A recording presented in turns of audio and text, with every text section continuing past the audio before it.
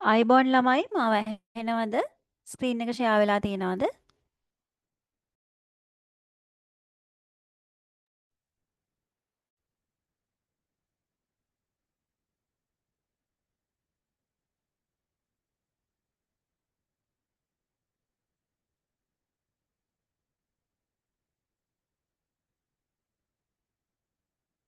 මාව ඇහෙනවද ළමයි?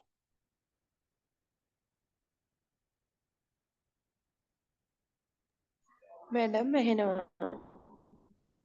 හරි. ප්‍රතිචාරයක් නැත්තේ මොකද කියලා මම බැලුවේ.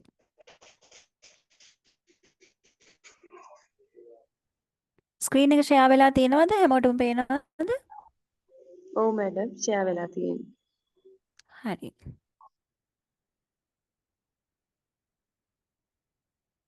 මොකද කට්ටිය පරක්කු මම දැන් මිනිත්තු 5ක් විතර බැලුවා. ඒ නිසා ආරම්භ කරමු. නැත්තම් සම්බන්ධ වෙලා ඉන්න අයගේ කාලේ අපරාදේ.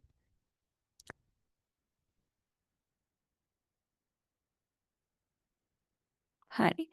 දැන් අපි අපේ පාඨමාලාවේ අවසාන කොටස් වලට ඇවිල්ලා තියෙන්නේ නේ. හිතන්නේ අද 13 වෙනි දේශනය මං හිතන්නේ. එතකොට 13 ඔව් 13 වෙනි දේශනය. තව දේශන දෙකක් වගේ තමයි ඔයගලන්ට කෙරෙන්නේ. එතකොට ඒ දේශන දෙකේදී මං බලාපොරොත්තු වෙනවා එක්සෑම් ප්‍රිපරේෂන් එකක් සහ රිවිෂන් එකක් කරන්න. ඒතර අද අවසාන ටියුට් එක තමයි සාකච්ඡා කරන්නේ. ඔගොල්ලෝ මුල සිටම දේශන වලට එක දිගට සම්බන්ධ වෙලා හිටියා. ඒ නිසා මං හිතන්නේ අමාරුයි කියලා විභාගෙ ලියන එක. වගේම අභ්‍යාස වලට සාර්ථකව මුහුණ දුන්නා. ලිඛිත පැවරුම ප්‍රමාද වීම සහ ඊමේල් එවන එකේ පොඩි පොඩි ගැටලු ඇතිවීම නිසා සමහර අයට නියමිත වෙලාවට ඒක එවා ගන්න බැරි වුණා. ඒ ගැන කිසි ප්‍රශ්නයක් ඇති කරගන්න එපා. කනගාටු වෙන්නත් එපා. ඔයගලන්ට අවසාන පේපර් එකත් එක්ක හැම කෙනාම පැවරුම එවන්න ඕනේ. හරි? කලින් සබ්මිට් කරපු අයයි නැති අයයි සේරම අවසාන පේපර් එකත් එක්ක පැවරුමක් එවන්න ඕනේ. ඒ නිසා ඒක ගැටලුවක් ඇති කරගන්න එපා. ඔයගලන්ට ලකුණු හම්බෙනවා ඒකට. හරි? ලකුණු 5ක් වගේ තමයි පරක්කු වෙලා එවන අයට අහිමි වෙන්නේ. ඒ ලකුණු 5 ඔයගලන්ට පේපර් එකෙන් අල්ලගන්න පුළුවන්. ඒ නිසා ඒක ගැන එච්චර වද වෙන්න එපා. දැන් ගියපු දේ ගැන පේපර් එකට හොඳට ලෑස්තිලා ඒකට සම්පූර්ණ උත්තර ලියන්න. මම කියලා දෙනවා මගේ පේපර් එකේදී මම පිළිතුරු බලාපොරොත්තු වෙන විදිහ. ඒවා හොඳට අහගෙන ඉඳලා ඒවා ෂෝට් නෝට් එකක් හරි දාගෙන ඉඳලා ඒ විදිහට ටාගට් කරලා උත්තර ලියන්න. එතකොට ওই ලකුණු 5 නෙමෙයි ඔයගලන්ට ලකුණු 20ක් වුණත් තව වැඩිපුර ගන්න පුළුවන්. ඒ නිසා ඒ ගැන වද වෙන්න එපා ඈ. කීප දෙනෙක් මට මැසේජ් දාලා තිබුණා. ඒකයි මේ ප්‍රමාද වෙලා එවපු අය. ඒකයි මම ඒක කිව්වේ. හරි. දැන් විෂය මාලාව ගැන අපි කරානේ වාචික පැවරුමක් නේ. අපි ගිය සතියේ කතා කරා මේ විෂය මාලාවක් කියන්නේ මොකද්ද සහ එය සංවර්ධනය කරන ආකාරය. ඒකේ අධ්‍යයනයන්, ඒකේ වැදගත්කම සහ විෂය මාලා සංවර්ධනයේදී අපිට මුහුණ දෙන්න සිද්ධ වෙන අභියෝග ගැන අපි සාකච්ඡා කරා. ඒතර ඕගොල්ලෝ කණ්ඩායම් පැවරුම තුළ ඕගොල්ලෝ ඉදිරිපත් කරා විෂය මාලා ආකෘතීන් ගැන. ඒතර කොටස් දෙකක් දැන් ආවරණය වෙලා තියෙනවා. අපිට ඊළඟට අවසාන වශයෙන් ආවරණය කරගන්න තියෙන කොටස තමයි ශ්‍රී ලංකාවේ මේ විෂය මාලාව කොහොමද සකස් වෙලා තියෙන්නේ කියන එක. කියන්නේ වර්තමානයේ ඕගොල්ලෝ අපි හැමෝම මුහුණ දෙමින් ඉන්න ඒ වගේම අපි උගන්වමින් ඉන්න මේ විෂය මාලාව මොන විදිහටද සකස් වෙලා තියෙන්නේ. මේක තමයි ප්‍රායෝගික පැත්ත. මේ අපි මුල් අවස්ථාවේදී මේවයි න්‍යාය ඇත්තටම නැත්නම් සිද්ධාන්ත කොටස කතා කරා. ඒකදී අපි දැනගත්තා මේවා සම්මත විදිහට ප්‍රමිතිගත ආකාරයට සිද්ධ වෙනවා නම් කොහොමද මේකේ අනුපිළිවෙල? එකෙන් අපි බලාපොරොත්තු වෙන්නේ මොකද්ද වගේ කාරණා අපි දැනගත්තා. දැන් අපි අනිවාර්යෙන් කතා කරන්න ඕන කාරණාවක් තමයි අපි ප්‍රායෝගිකව අත්දැකලා ඉන්න తত্ত্বය මොන වගේද කියන එක. අපි මුලින්ම දැන් පොඩ්ඩක් ඕගොල්ලන්ගේ සිස්ටම් එක ගැන පොඩ්ඩක් මතකය අවදි කරගන්න. ඕගොල්ලෝ මුලින්ම ගුරුවරයෙක් වශයෙන් වැඩබාර අරගෙන මුලින්ම ඔයගලන්ට සබ්ජෙක්ට් එකක් හරි නැත්නම් පන්ති භාරකාරීත්වයක් හරි හම්බ වෙලා උගන්වන්න පටන් ගත්තාම ඕගොල්ලෝ මුහුණ දුන්න ප්‍රශ්න. ඒ කියන්නේ විෂය මාලාව පැත්තේ. අපිට මානව සම්පත් පැත්තෙන් ප්‍රශ්න එන්න පුළුවන්, පාසලේ භෞතික වාතාවරණය පැත්තෙන් ප්‍රශ්න එන්න පුළුවන්. අපි දැන් ફોකස් කරනවා විෂය මාලාව පැත්තෙන් ඔයගලන්ට ආපු ප්‍රශ්න. දැන් මෙතන ඉන්නවා විවිධ ශ්‍රේණිවල විවිධ විෂයන් උගන්වන අය මෙතන ඉන්නවා. ප්‍රාථමික අංශයේ ඉන්නවා. 6 9 පන්ති වල අය ඉන්නවා. එතකොට 11 12 පන්ති වල අය ඉන්නවා. උසස් පෙළ 11 10 11 පන්ති වල අය ඉන්නවා. උසස් පෙළ අය ඉන්නවා. ඒතර එක එක්කෙනාගේ විෂය මාලාව සකස් වෙලා තියෙන විදිය වෙනස්. විෂයන් අනුවත් වෙනස්. ශ්‍රේණිය අනුව වෙනස්. ඒතර මේක උගන්වන්න පටන් ගනිද්දී ඔයා නවක ගුරුවරයෙක් වශයෙන් ඔයාට හිතෙන්නේ නැති මේ සිලබස් එකේ මෙතන පොඩ්ඩක් වෙනස් වුණා නම් හොඳයි. මේ සිලබස් එකේ මේ ඇක්ටිවිටි එක පොඩ්ඩක් ළමයින්ට අමාරුයි. මේක තව ටිකක් නම්‍යශීලී වුණා නම් හොඳයි. මේ ඇක්ටිවිටි එකේ දීලා තියෙන මේ ටීචින් ඒඩ්ස් ටික හදා ගන්න අමාරුයි. ඒකට ඇක්සස් නැහැ අපේ ඉස්කෝලේ. ඒ වගේ චැලෙන්ජස් වලට එන්නේ නැති විෂය මාලාව ඇතුලේ. හරි. දැන් අපි කලින් කතා කරේ විෂය මාලාව සකස් කරද්දී අපිට පොදුවේ එන්න පුළුවන් අභියෝග ගැන. කලින් ටියුට් එකේ අවසානට අපි කතා කරා. අද අපි වැඩිපුරම අවධානය යොමු කරන්නේ ඔයා ගුරුවරයෙක් වශයෙන් මේ විෂය මාලාව සකස් කරලා තියෙන ආකාරය අනුව ඔයාට මුහුණ දෙන්න වෙච්ච අභියෝග ගැන. දැන් මේ අභියෝග අවස්ථා කිහිපයක් ඔස්සේ ඔයාට එල්ල වෙන්න පුළුවන්. හරි. අවස්ථා කිහිපයක් ඔස්සේ එල්ල වෙන්න පුළුවන්. මොනවද මේ අවස්ථා? අපි දැන් ඉස්සරහට කතා කරනවා මේවා අපි ඉගෙන ගත්ත අධ්‍යයනයන් ඔස්සේ තමයි මේ විෂය මාලාව නිර්මාණය වෙන්නේ. එතකොට එක් එක් අධ්‍යයනයන් වලදී ඔයගලන්ට අභියෝග එන්න පුළුවන්. නේ? ඒතර මේ එක් එක් අධ්‍යයනයන් වලදී අභියෝග එන්නේ කොහොමද කියලා හඳුනා ගන්න නම් ඒ එක් එක් අවස්ථාවල විෂය මාලාවේ මොන වගේ තැන් ගැනද අපි අවධානය යොමු කරන්න ඕනේ. ඒ වගේම තමයි අද අපි සාකච්ඡා කරන්නේ. අද දේශනය සම්පූර්ණයෙන්ම ප්‍රායෝගික පැත්තට යන්නේ. මේකේ කටපාඩම් කරලා උත්තර ලියනවා කියලා එකක් මේ ටියුට් එක ඇතුලේ නැහැ. ඔයගලන්ට ප්‍රායෝගික අත්දැකීම් මතක් කරමින් දැන් මේ මතක් වෙන උදාහරණ ලියාගත්තත් කමක් නැහැ. මොකද විභාග වෙලාවට ඒකට මතක් කර කර ඉන්න අවශ්‍ය නැහැ. හරිද? ඒ නිසා පොයින්ට් ෆෝම් එකෙන් මම දැන් අධීරයන් විස්තර කරනවා. එතකොට ඔයාලට මතක් වෙන උදාහරණය කොලයක් අරගෙන නෝට් ඩවුන් කරගන්න. ඒක වාසියක් වෙයි විභාග වෙලාවට. හරි. සාමාන්‍යයෙන් ලංකාවේ විෂය මාලා හදන කාර්යභාරය ගත්තාම මේක පියවර කිහිපයක් ඔස්සේ ක්‍රියාත්මක වෙනවා. ඒතර මේකේ මූලිකත්වය ප්‍රධාන වශයෙන්ම ජාතික අධ්‍යාපන ආයතනයට තමයි තියෙන්නේ. ජාතික අධ්‍යාපන ආයතනයේ ඉන්න ඒ විශේෂඥයන් නැත්නම් ඒ විෂය මාලා සම්පාදකවරුන් අධ්‍යාපන අමාත්‍යාංශයේ මේ එක් එක් විෂයන් යටතේ ඉන්න අධ්‍යක්ෂවරුන් මේකට සම්බන්ධ වෙනවා. ඒ වගේම සම්පත්දායක ගුරු භවතුන්, ගුරු උපදේශකවරුන්, ගුරු මණ්ඩලයේ අය, අධ්‍යක්ෂ මහත්ම මහත්මීන් ඒ වගේ සියලුම දෙනා එකතු වෙලා තමයි මේ එක් එක් විෂයට අදාළව විෂය මාලාවක් සකස් කරන්නේ.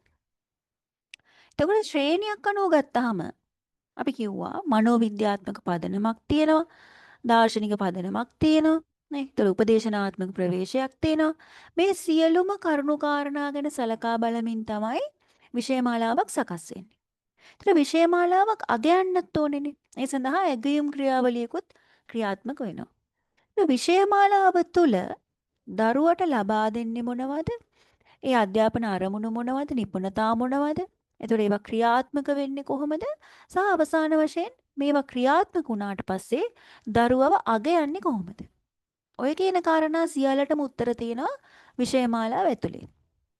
දැන් ඕගොල්ලෝ උගන්වගෙන යද්දී මොකක් හරි විෂයක ඒකකයක් උගන්වලා ඉවර කරනවා. අපි හිතමුකෝ ගණිතය විෂයේ ඔයගොල්ලෝ කුලක පාඩම උගන්වලා ඉවර කරනවා. අපි හිතමුකෝ 10 වසරේ කුලක. ඔයගොල්ලෝ සහ සම්භාවිතාව. මේක උගන්ලා ඉවර කරලා ඒකෙම තියෙනවා ළමයාව ඉවැලුවේට් කරන්නේ කොහොමද? ඔයා සකස් කරගත්ත ඉගෙනුම් අරමුණු වලට ළමයා ළඟා වෙලාද කියලා බලන්න නම් අනිවාර්යයෙන් ඇගයීම් ක්‍රියාවලියක් ඕනේ. ඒතර මේ යුනිට් එක අවසානයේම දෙනවා ළමයාව ඉවැලුවේට් කරන්නේ කොහොමද? ඒතර ඒක කොටසෙන් කොටසට අකණ්ඩ දක්සේරුවක් කරන්නේ කොහොමද? මේ සියලු දේවල් විෂයමාලාවේ ඔයගොල්ලන් ගුරුවත් පොත්වල ඇතුළත් වෙලා තියෙනවා. මේ ඇගයුමක් කරන්නේ ඇයි අපි දරුවව? එකක් තමයි දරුවාට අත්පත් කර දිය යුතු ඉගෙනුම් අරමුණු වලට එයා ළඟා වෙලාද කියලා බලන එක එක කාරණයක්. හරි? එතකොට ඉවැලුවේෂන් එකෙන් එන ලකුණෙන් ඔයගොල්ලෝ දන්නවා ලකුණු ව්‍යාප්ත වෙන ප්‍රමත ව්‍යාප්ත වෙනවා. එතකොට මේ ප්‍රමත ව්‍යාප්තිය තුළින් අපිට යම්කිසි අවබෝධයක් ගන්න පුළුවන් විෂයමාලාවේ මේ කොටස අපි උගන්වලා තියෙන ආකාරය. අපි එතකොට ළමයාව තක්සේරු කරලා තියෙන ආකාරය. අපි පාවිච්චි කරලා තියෙන ක්‍රමවේද කොයිතරම් දුරට ප්‍රායෝගිකද කියන එක. කොයිතරම් දුරට කාර්යක්ෂම වෙලාද කියන එක. මේ ඇගයීම තුළින් අපිට ඒ කාරණා ටිකත් හෙළි වෙනවා. එක පැත්තකින් ළමයා යාගේ අධ්‍යාපන සාධනයට යනවා. අනිත් පැත්තෙන් මේ විෂයමාලාවේ අඩලුහුඩුකම්, කාර්යක්ෂමතාවය, සංවර්ධනය විය යුතු තැන් නේද? හොඳ කියන්නේ ධනාත්මක අංග මේවා සියල්ලම අපිට නිරාවරණය වෙන්න පටන් ගන්නවා මේ වගේ ඇගීමක් තුලින්. ඕගොල්ලන්ට දැන් මං කියද්දි මතක් වෙයි. ඕගොල්ලන්ට සමහරලාට හිතිලා ඇති. දැන් ඕගොල්ලන්ගේ එක් එක් විෂයන් වලට තියෙනවානේ ඒකක ඇගීම්. ඒකක ඇගීමක් කරාට පස්සේ සමහර ළමයි මේ යුනිට් එක තුල අසාර්ථක වෙලා තියෙනවා. හැබැයි තවත් සමහර යුනිට්ස් වලදී එයා හොඳ කෙනෙක්. එයා හොඳ ලකුණක් අරගෙන තියෙනවා. හැබැයි සමහර විෂය ඒකකවලදී මේ ළමයා අසාර්ථක වෙනවා. දැන් ගණිතයේ විෂය ගත්තොත් ප්‍රස්ථාර නැත්නම් සාධනය වගේ විෂය කොටස් වලදී දරුවෝ ටිකක් පල්ලෙහාට යන්නේ ප්‍රස්ථාරේ. හැබැයි සමීකරණයක් කුලකයක් වගේ දුන්නාම කොහොම හරි හදනවා. කුලක එහෙම ලේසිනේ ටිකක්. ඒව ටිකක් මොකක් හරි ලකුණක් ගන්නවා. හැබැයි ප්‍රස්ථාරයක් දුන්නාම සාධනය එහෙම පේන්නෙම නෑ ළමයින්ට. ඒතර මේගොල්ලෝ හරිම අමාරු තැනකට වැටෙනවා. විද්‍යාව විෂය ගත්තත් ඒ වගේ. ජීව විද්‍යාව මොනවා හරි සෞඛ්‍ය පාඩමේ ඉගෙන ගත්ත දෙයක් හරි නිසා පද්ධති ගැන ලියනවා. හැබැයි රසායනය භෞතිකයේ පැත්තට ආවම පස්සේ ළමයින්ගේ ලකුණු අඩුයි. ඔයගොල්ලන්ට මේක දැනිලා ඇති. එතකොට ඕගොල්ලෝ ඒ වෙනුවෙන් ප්‍රතිකාරමය වැඩසටහන් ක්‍රියාත්මක කරන්න පටන් ගන්නවා. අපි ඒව ගැනත් කතා කරමු. අපිට මොනවද දෙන්න පුළුවන් විකල්ප කියන එක ගැන. දැන් මේ ලංකාවේ විෂයමාලාව ඔන්න ওই විදිහට තමයි නිර්මාණය වෙලා තියෙන්නේ. ඒවා අතරින් පතර අගයන්න පුළුවන් විදිහටත් අවසානයේ අගයන්න පුළුවන් විදිහටත් තමයි නිර්මාණය වෙලා තියෙන්නේ. මේක බහුපියවර ක්‍රමයක් නැත්නම් අධීර ක්‍රමයක් යටතේ යනවා කියලා අපි සාකච්ඡා කරා. මෙතන මම විෂයමාලා සංවර්ධන ක්‍රියාවලිය කියලා කොටස් 6ක් දීලා තියෙනවා. කලින් ටියුට් එකේ කොටස් 5ක් තියෙන්නේ. නමුත් මේ දෙකේ වෙනසක් නැහැ. මෙතනදී එක ඒ කියන්නේ පොඩ්ඩක් ඛණ්ඩණය වෙලා තිනවා අරකට වඩා සරල වෙන්නේ. මොකද අපි ලංකාව පැත්තෙන් කතා කරන්න ඕනේ ප්‍රායෝගික දේවල් ගොඩාක් සාකච්ඡා වෙන නිසා මේ දෙකේ ලොකු විපර්යාසයක් නැහැ. හරි. මෙතන තියෙනවා පියවර ටිකක් අවශ්‍යතා විශ්ලේෂණය, ප්‍රතිපත්ති සහ මූලධර්ම සකස් කිරීම, විශේෂඥයන්ගේ සහභාගීත්වය, විචාර සහ පරීක්ෂණ කාලය, අවසාන සංශෝධන, ඊට පස්සේ ගුරුවරුන්ගේ පුහුණුව සහ මූලාශ්‍ර බෙදා හැරීම වගේ දේවල්. දැන් ඔයගොල්ලෝ මම හිතනවා දැන් මෙතන 19 දෙනෙක් ඉන්නවනේ. ඔයගොල්ලෝනේ ජාතික අධ්‍යාපන ආයතනයේ මොකක්ම හරි ගුරු පුහුණුවකට සහභාගී වෙලා තියෙන අය? ජාතික අධ්‍යාපන ආයතනයේ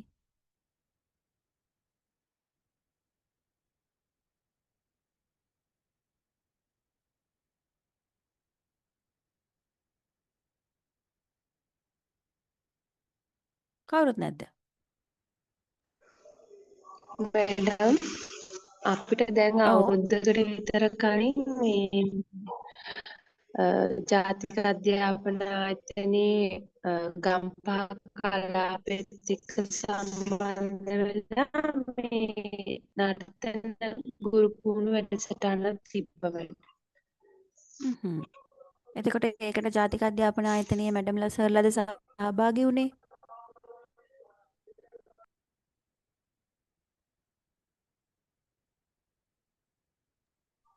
ඔව් මැඩම් සර් කෙනෙක් සහභාගී වුණා. හ්ම්. හරි. ඒක ඕගොල්ලන්ගේ කලාපෙන් සංවිධානය කරලා එහෙන් සම්පත්දායකයෙක් ගෙන්නලා කරපු එකක්ද නැත්නම් ජාතික අධ්‍යාපන ආයතනෙන්ම සම්පූර්ණයෙන් සංවිධානය කරපු එකක්ද?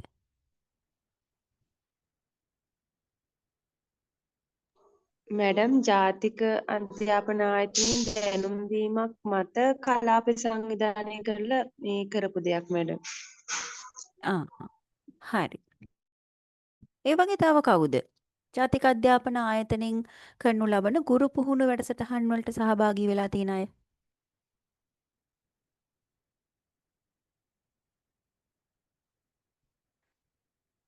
නැත්නම් සමහරලාට තියෙනවා විෂය මාලා හඳුන්වා දීමේ වැඩසටහන් තියෙනවා.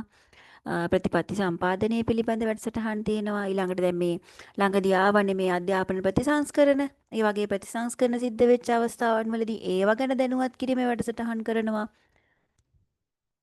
කොහොමද ඒ වගේ සහභාගී වෙලා තියෙන අය?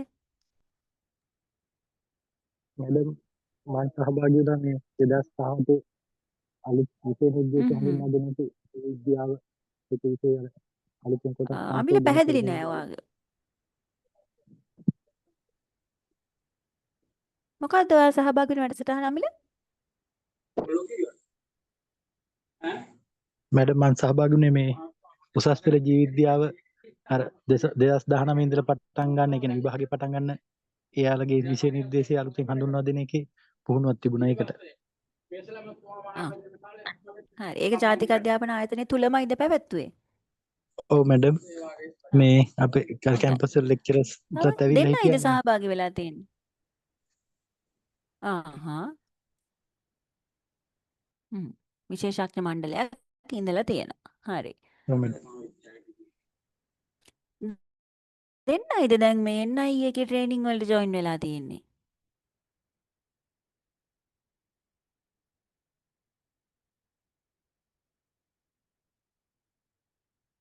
මට මතක විදිහට පළවෙනි දවසේ මං අහද්දී ටිකක් සර්විස් තියනවා හිටියා මෙතන.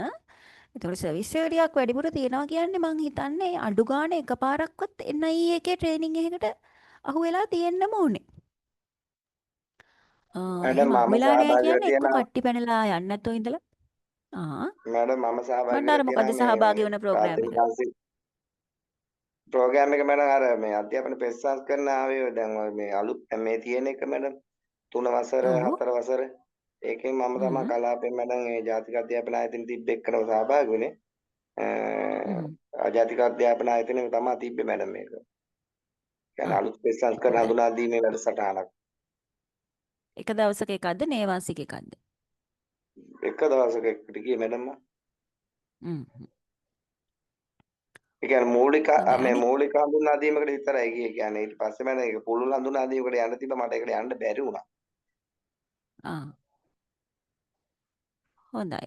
අනිත් අය නැද්ද එහෙම අත්දැකීමක්? මං හිතනවා ඒ වගේ අත්දැකීමක් තියෙන්න ඕනේ සාමාන්‍යයෙන් ගුරුවරයෙක්ට.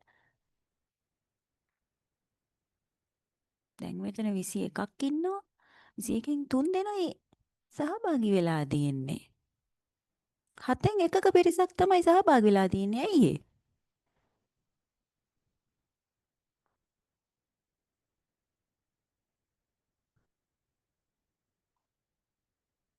අනිත් අය සහභාගී වෙලා නැද්ද නැත්නම් අදහස් දක්වන්න නැතුව ඉන්නවද දන්නේ නැහැ.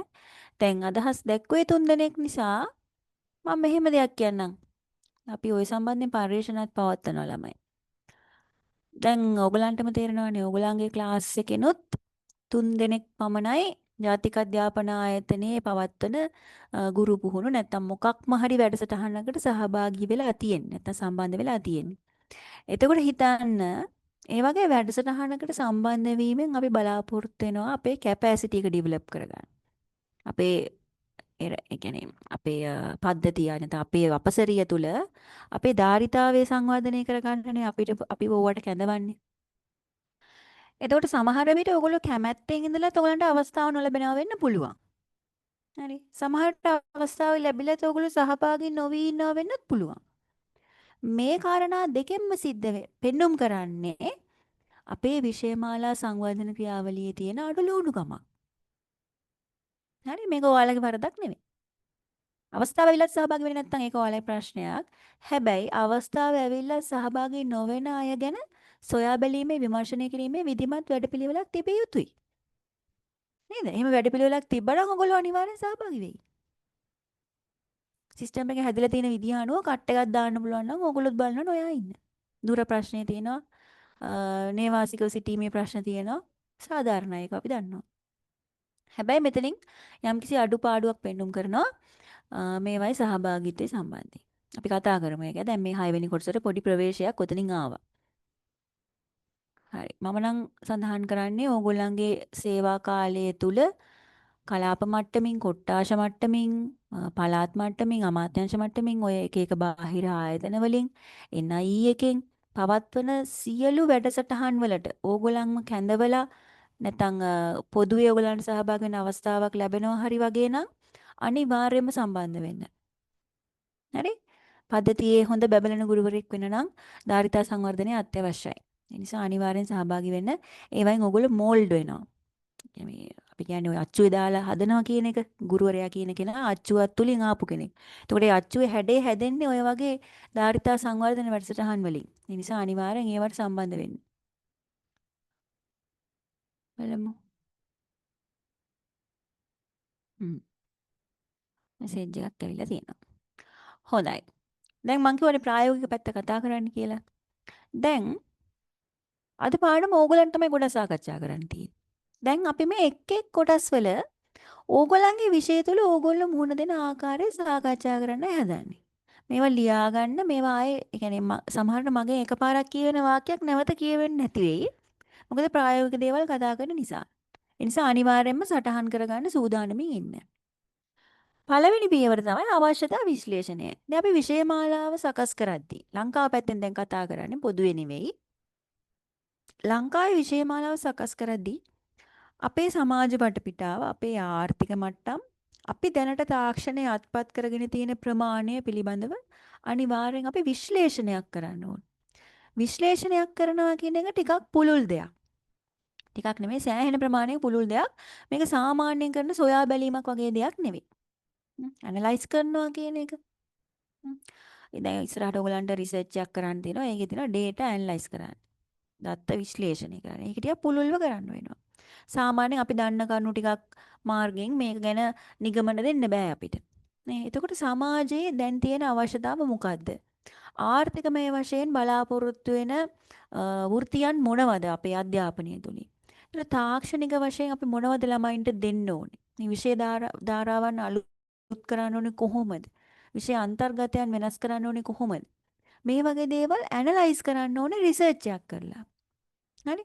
දැන් මෙහෙම ඇනලයිස් කරලා හදපු සිලබස් එකක් තමයි ඔයාගේ අතේ දැන්ට තියෙන්නේ. සමාජීය අවශ්‍යතා, ආර්ථිකමය අවශ්‍යතා, තාක්ෂණයට සමගාමීව යන දේවල් සියල්ල එකතු කරලා හදපු සිලබස් එකක් තමයි දැනට ඔයා ගාව තියෙන්නේ. හැබැයි මේ සිලබස් එක ටිකක් යල්පැන ගිය එකක් වෙන්න පුළුවන්. හරි? ටිකෙන් ටික දැන් මේවා සංශෝධනය වෙමින් ඉන්නවා. විවිධ රජයන් පත්වීමත් එක්ක අනිවාර්යෙන් විෂය මාලා සංශෝධන සිද්ධ කරනවා. ප්‍රතිසංස්කරණ සිද්ධ කරනවා. ඒතර ඒවත් එක්ක පොඩි පොඩි වෙනස්කම් දැන් ඔය මොඩියුල් සිස්ටම් එක වගේ දේවල්.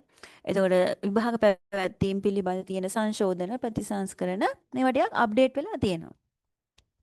දැන් ඔයා ගුරුවරයෙක් වශයෙන් මේ දේවල් වලට මුහුණ දෙන්නේ කොහොමද? ඒතර ළමයින්ම අනාගත රැකියාවක් සඳහා සූදානම් කරන්න. සමහරට ජාත්‍යන්තරයට ප්‍රවේශ වෙන්න බලාගෙන ඉන්න ළමෙක් ඉන්නවනම් එයාගේ තියෙන දක්ෂතා මොනවද? ක්‍රීඩා පැත්තෙන් කොහොමද? එයා ඉවුම් පිහුම් පැත්තෙන් දක්ෂයෙක්ද? නැත්නම් එයා චිත්‍ර ඇඳීම පැත්තෙන් දක්ෂයෙක්ද? එතකොට විවිධ ජාත්‍යන්තර මට්ටමේ තරඟ තියෙනවා. ඔය ගණිත ඔලිම්පියාඩ් තරඟ. එතකොට ක්‍රීඩා පැත්තෙන් තියෙනවා දකුණු ආසියාතික මල්ල ක්‍රීඩා තරඟ. නේද? එතකොට වෘත්තීය පැත්තෙන් ළමයා යවන්න ඕන අංශය මොකද්ද? ඒ අංශ සඳහා විෂය තුල තියෙන ප්‍රවේශය මොන වගේද? ළමයාට අචීව් කරන්න පුළුවන් ප්‍රමාණය කොතනද? මේවා ඕගොල්ලන්ට තමයි දැනෙන්නේ. ඕගොල්ලෝ තමයි සිස්ටම් එකේ ඉන්න අය. දැන් ඕගොල්ලන්ගේ අතේ තියෙන මේ සිලබස් එකේ මේ වගේ ප්‍රශ්න ආපු වෙලාවල් මොනවද? සමහර පාඩම් උගන්වද්දී ඕගොල්ලන්ට හිතෙනවා ඇති මේ පාඩමේ තියෙන වැදගත්කම මොකද්ද? මේක ඉගෙනගෙන ළමයා ඉස්සරහට මොනව කරන්නද? ඔය වගේ හිතිලා ඇති. මොනවද ඒ වගේ පාඩම්? සමහර පාඩම් උගන්වද්දී හිතිලා ඇති ඕගලන්ට ඒ දීලා තියෙන ටීචින් ඒඩ් එකට වඩා ටෙක්නොලොජි එක යූස් කරා නම් හොඳයි කියලා. සමහරට තියෙන්නේ දෘශ්‍යාධාරකයක් හදන්න. හැබැයි වීඩියෝ එකක් දැම්ම නම් ළමයින්ට ඊට වඩා හොඳට පාඩම තේරුම් කරන්න පුළුවන්. ඒ වගේ හිතලා ඇති ඕගොල්ලන්ට. ඒව තමයි දැන් එළියට එන්න ඕනේ. දැන් මතක් කරන්න තමන්ගේ කාර්යභාරය මතක් කරන්න. දැන් මැඩම් මේ සාමාන්‍ය අපි ප්‍රාථමික අධ්‍යාපනය ගත්තොත් එහෙම ගොඩාක් එහෙම තියෙනවා මැඩම්. ඒ කියන්නේ තාම හ්ම්. දෑකැත්ත ඔය අතීතයේ තිබ්බ දේවල් කුල්ල අරවා මේව කතා කරනවානේ මැඩම්. හැබැයි ඔව් මේවා ලියා ගන්න ළමයි. අපිට පුළුවන් මැඩම් ඒවා දැන් ඒ ගැන මැඩම් ළමයිට ඉතිහාසයේ තොරතුරු දුන්නට කමක් නැහැ. හැබැයි එතනින් එහාට ගිහිල්ලා මැඩම් ඊට වඩා දැන් ලෝකේ ගනුදෙනු කරන්නේ දැන් අපි ප්‍රායෝගික වෙන්න බෑ මැඩම්. ඒක ප්‍රායෝගික ඔව්. දේ ලෝකෙත් එක්ක ගැටෙනකොට අර පරණ දේවල් කියන්නේ ඒ වගේ අපේ සංස්කෘතිය තිබුණාට කමන්නේ ඉතිහාසය තුල. නමුත් ඒව ගැන ලොකු හ්ම්. ගැඹුරින් උගන්න කිසිම තේරුමක් නැතුව ළමයිට ඒ කරුණු දෙනවා. සමහර වෙලාවට ළමයි යන දැකගත්ත කියන්නේ මොකක්ද කියලා වෙලා. ඒක දැකලා නැහැ. හ්ම්. පින්තූරෙන් දැකලා පෙන්නන්න වෙලා තියෙන්නේ. ඉතින් මේ වගේ දේවල් මට ගැලපෙන්නේ නැහැ. ඊළඟට මම ඉතිහාසය ගැන උගන්වද්දී අපි කියනවා මෙන්න මෙහෙමයි කියලා. දැන් සීගිරිය ගැන උගන්වද්දී අපි කියන සීගිරිය කියලා මම ලොකු හැලක් ලොකු පොතක පාඩමක් දිගට තියෙනවා. හැබැයි මම එයාට වීඩියෝ එකකින් පෙන්නන්න පුළුවන් නම් සීගිරියට ගියා හා සමානව දැනෙනවා. දැන් ලෝකේ ගත්තොත් එහෙම හ්ම්. දැන් අපේ ඔය මැජික් සිටි බම්බලි පිටියේ තියෙන සිනමා ශාලාවෙම 3D තාක්ෂණේ තියෙන සමහර වෙලාවට සිංහ ඔව්. රාජ්‍යයේ ගියා වගේ සීතල දැනෙනවා අපිට. ඒ හ්ම්. හුළඟ එනවා. ඒ වගේ තියෙනවනේ මම හ්ම්. ඉතින් ලෝකේ එතනයි තියෙන්නේ. ඒක එතකොට අපිට දෙනවා මේ මොනවද මේ පොත්වල නෑ කියව දඟලන්නේ කියලා. හ්ම්. නේද? ඔව් අන්න ඒ ටික තමයි මටත් අවශ්‍ය වුනේ. දැන් මේවා ලියා ගන්න ළමයි ඈ. මේ කෙනෙක්ගේ අත්දැකීම් කියන්නේ එයා මුහුණ දුන්න දේවල්. හරි දැන් ප්‍රාථමික අංශයේ ওই වගේ අභියෝගයක් එයාට දැනිලා තියෙනවා. අනිත් අය 6 9 පන්ති වල කවුරු හරි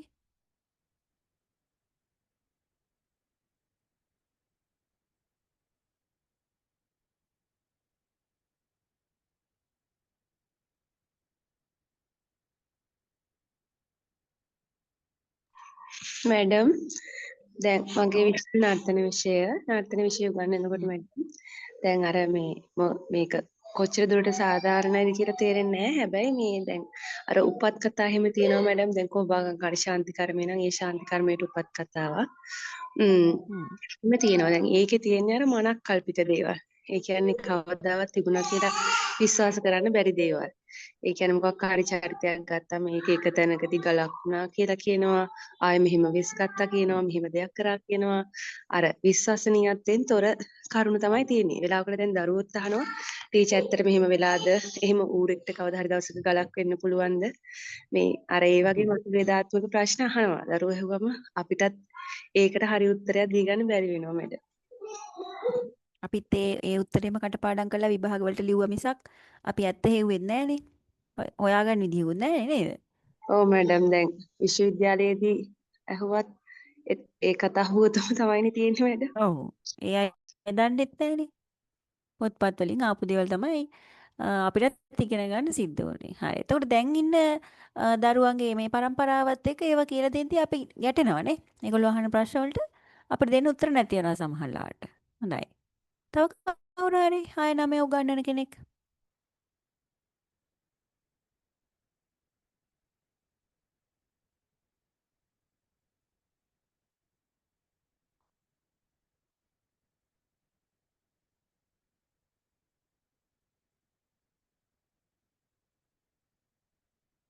ඕර විද්‍යාව ගණිත එහෙම උගන්වන අය හිටියා නේද?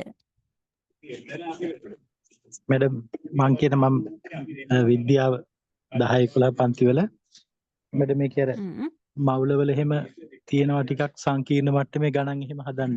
සාන්ද්‍රණය මවුල කියලා හ්ම්. එහෙම. එතකොට සාමාන්‍ය මට්ටමක ඉන්න දරුවෙක්ට ඒක අවබෝධ කරගන්න එහෙම තේරුම් ගන්න අමාරුයි. දැන් ඇවගාඩ්‍රෝ නියතය කියලා එහෙම එකක් කියන එක අර ලොකු වගේක් කියන්නේ. ඒකට ඒක සාමාන්‍ය හිතා ගන්නත් බෑ. ඒකට ඒක එයාලට අවබෝධ කරගන්න අමාරු මට්ටමක් තමයි තියෙන්නේ. ඒක ඒ ගැඹුරු වැඩි සාමාන්‍ය වගේ දරුවන්ට නේ. ඔව් මැඩම් මේක සංකේතයේ ඒකේ තියෙන ගැටලු එහෙම විසඳන්න ගියාම ඒ අර 10 ඉරින බලයන් කියලා එහෙම තියෙන ඒවා සුළු කරන්න එහෙමත් අවබෝධය මදි. ඊළඟට එයාලගේ ස්කන්ධයන් ගැන කියන එතකොට ඒකත් තේරුම් ගන්න පුළුවන් මට්ටමට වඩා ගොඩක් එහා තමයි එයාගේ යන්නේ එහෙම තියෙන්නේ. ඒතර එයාලට හ්ම්. හිතෙන මේක මේ ඉගෙන ගන්න එක වැදගත්ද කියන එක. මේ ටිකක් අර තේරුම් ගන්න අපහසු ගතියක් තියෙනවා එයාලට. ඒතර මේ වගේ කොටස් ඒ කියන්නේ මේ මට්ටමේ ඉන්න ළමයින්ට දුන්න එක අපරාධ කියලා හිතෙනවා මැඩම්. ඒ කියන්නේ එයාලට සංකීර්ණ වැඩි කියන එක හිතලා තියෙනවා. සංකීර්ණ වැඩි කියලා. right. තව මැඩම් කවුද? ඔව්. මම උගන්වන්නේ තොරතුරු තාක්ෂණය. ඒ වුණාට මම මේ 6 9 මේ සමහර විෂයන් ගැන දැකපු කරුණක් සාමාන්‍යයෙන් ගණිතය කියලා ගමුකෝ මැඩම්. අපි ගණිතය තියරි ටික උගන්වනවා. වර්ගඵලය හොයන්නේ කොහොමද? එහෙම يعني ගොඩාක් තියරි උගන්වනවානේ. හැබැයි මැඩම් අද සමාජය දැන් ගණන් අතින් ලියලා එහෙම හදන තැනක් නෙමෙයිනේ. ඒ එක අවශ්‍යතාවලට එක ඩිවයිසස් හැදිලා තියෙනවා. අපි ළමයාට අර න්‍යායාත්මක කරුණු ටික උගන්වනවා මිසක් දැනට ලෝකයේ මෙන්න මේ ප්‍රශ්නේ විසඳන්න මෙහෙම ඩිවයිස් එකක් තියෙනවා. එතකොට අපිට දැනුමත් එක්කම මේ ඩිවයිස් එක මෙහෙම පාවිච්චි කරන්න පුළුවන් කියන තාක්ෂණික ක්‍රමවේදයවත් ඒ දැනුමවත් ලබා දෙන්නේ නැහැ. ඒනට අනික් රටවල එහෙම නෙමෙයිනේ මැඩම්. න්‍යාය උගන්වනවා සහ ඒ තියෙන උපකරණ භාවිතා කරන්නේ කොහොමද? දැන් අපි ඇත්තටම මේ ගොඩක් සංකීර්ණව ප්‍රශ්න විසඳන්න ඕනි කාලයක් නෙමෙයිනේ මැඩම් දැන් තියෙන්නේ. අපිට ඕනි පොඩි අනිවාර්යයෙන්. දැනුමක් සහ උපකරණයේ හරි ඒ ක්‍රමවේදය තාක්ෂණය කොහොමද භාවිතා කරන්න කියන දැනුම තියෙනවා නම් අපිට ඕනි දෙයක් ටක් ගාලා කරගන්න පුළුවන්කම තියෙනවා. හැබැයි අපේ සිලබස් එක ඇතුලේ අපි තාම කොළවල ලිය මතක තියාගෙන මේක කරන්නේ කොහොමද කියන එක විතරමයි උගන්වන්නේ. හොඳ පොයින්ට් එකක්. අවම වශයෙන් සයන්ටිෆික් කැල්කියුලේටර් එකක් පාවිච්චි කරන්නේ කොහොමද කියලා දරුවෙක්ට කියලා දෙන්නේ නැහනේ අපි. නේද? ඉතින් අපි කියන්නේ අපේ සිලබස් එකේ එහෙම නැහනේ ඔප්ෂන් එකක්. නේ එතකොට මේ ළමෙක්ට වෙනත් තැනකට ගිහින් සයන්ටිෆික් කැල්කියුලේටර් එකක් හම්බෙච්ච ගමන් ඉවරයි. සාමාන්‍ය ගාන හදන ගානවත් හදාගන්න දන්නේ නැහැ. ඔය එකකින් වර්ගමූලයක් දැන් ගන්න මේ කොහොමද? අපේ සයන්ස් හරි මැඩම් මොන හරි පර්යේෂණ කරනවා නම් ළමයිට ඒ අවස්ථාව දීලා ඒ අවස්ථාවට අනුව ලකුණු ලබා දීම ප්‍රායෝගිකයිනේ. හැබැයි අපි කරන්නේ මැඩම් ඒ අවස්ථාව නොදී ළමයිට ඒ පිළිබඳ හැලක් ලියන්න දෙනවා. හැබැයි ඌට ප්‍රායෝගික කරන්න ගියොත් ඒක රසායනික පරීක්ෂණයක් එක්ක ලොකු විනාශයක් වෙනවා. ඒ මොකද ප්‍රායෝගික එක වෙන්නේ නැහැනේ. ප්‍රායෝගිකව නෙමෙයි ගොඩාක් පර්යේෂණ නිරීක්ෂණ කරන්න ලංකාවේ අධ්‍යාපනයේ. ඒවා පොතේ පතේ විතරයි. මෙහෙම වෙලා රූප සටහන් ඇඳලා රූප සටහනෙන් තමයි මෙහෙම වුණා කියන්නේ. හැබැයි ඒක ඊට වැඩිය දැන් ඇඟිල්ල මැඩම් එකපාරක් පොඩි කාලේ කොප්පි ලාම්පු වෙන්නේ අපි පාඩම් කරේ අපේ කාලේ මැඩම්. එතකොට ඇඟිල්ල එකපාරක් පිච්චෙන්න ඇරිය මතකද මැඩම්ට ඒ කාලේ මැඩම් මන් දන්න මැඩම් කොහොමද කියලා. එතකොට ඒ පිච්චුරා මොකද කරන්නේ මැඩම් අපි ආය කොප්පි ලාම්පු අල්ලන්න යන්නේ නැහැ. ඔව්. ඒ නේද? ඒක මේ ප්‍රායෝගිකවනේ අද දක්වාම නෑ. ඉතින් මම රූප සටහන ඇඳලා මේ මුණා මේකෙන් මේක වුණා මේකෙන් මේ සමීකරණ විසඳෙන්නේ මෙහෙමයි කියලා තමයි ඉතින් කතා කරන්නේ. ඒක තමයි ගොඩාක් කියන මම දකින ලොකුම දුර්වලතාවයක් වෙන්නේ. ඒක නෝනා නම් හොඳයි කියලා. එහෙම නෝනා හොඳයි. හොඳයි මේවා හොඳ පොයින්ට්ස් ඔයගොල්ලෝ කියන්නේ ළමයි ඈ. මේවා ලියාගෙන අනිත් අයත් මේ ඔයගොල්ලන්ට දැනිච්ච ඇත්තටම සිද්ධ වෙච්ච දේවල් තමයි මේ කියන්නේ. ඒ වගේම අපේ ලක්මාලි මේ වෙලාවේ උත්තර එවමින් ඉන්නවා chat එකට. එයාට කතා කරන්න අපහසුතාවයක් තියෙනවා මේ වෙලාවේ. ඒතර එයා කියනවා මේ GIS GPS වගේ තිබුණාට උගන්වන්න තාක්ෂණය නෑ කියන එක. તો ජියෝග්‍රැෆි වල මේ ස්ටේට් තියෙනවා ඒ ලෙවල් වලට. නමුත් මේ ටෙක්නොලොජි එක නැතිකම නිසා උගන්වද්දි මේවා අසාර්ථක වෙලා තියෙනවා කියන එක එයා සඳහන් කරලා දිනවා chat එකේ. ඒකත් හොඳ කාරණාවක්. හරි. දැන් බලන්න 10 11 පන්තිවල වයසල ඇහුවේ 6 9 10 11 දැන් මේ සාමාන්‍ය පෙළට ළමයින්ව සූදානම් කරද්දී ඔයගලන්ට මොන වගේ ප්‍රශ්නද ඇවිල්ලා තියෙන්නේ විෂය මාලාව ඇතුලේ?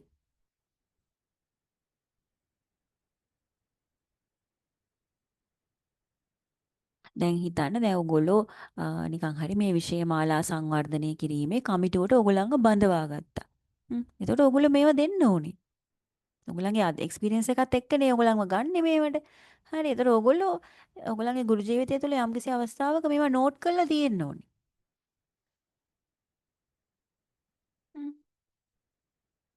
මැඩම් ඒ ගැන එක කරුණක් තියෙනවා දැන් මේක කොයි තරම් දුරට මේ මම කියන දේ හරිද වැරදිද කියන මට තේරෙන්නේ මේක මගේ අදහසක්. දැන් මැඩම් අපි සෞන්දර්ය විෂයන් දානවානේ මේ A level exam එකේ එක සබ්ජෙක්ට් එකක් විදිහට. ඔව්. අනිවාර්ය කරලා එතකොට මැඩම් දැන් සරලව සමහර පාසල් තියෙනවා චිත්‍ර හරි නැටුම් හරි සංගීත හරි මොකක් හරි එක විෂයයි උගන්වන්නේ. එහෙම නැත්නම් විෂයන් දෙකයි උගන්වන්නේ. උදාහරණයක් විදිහට මැඩම් සාමාන්‍ය පෙළ නේද?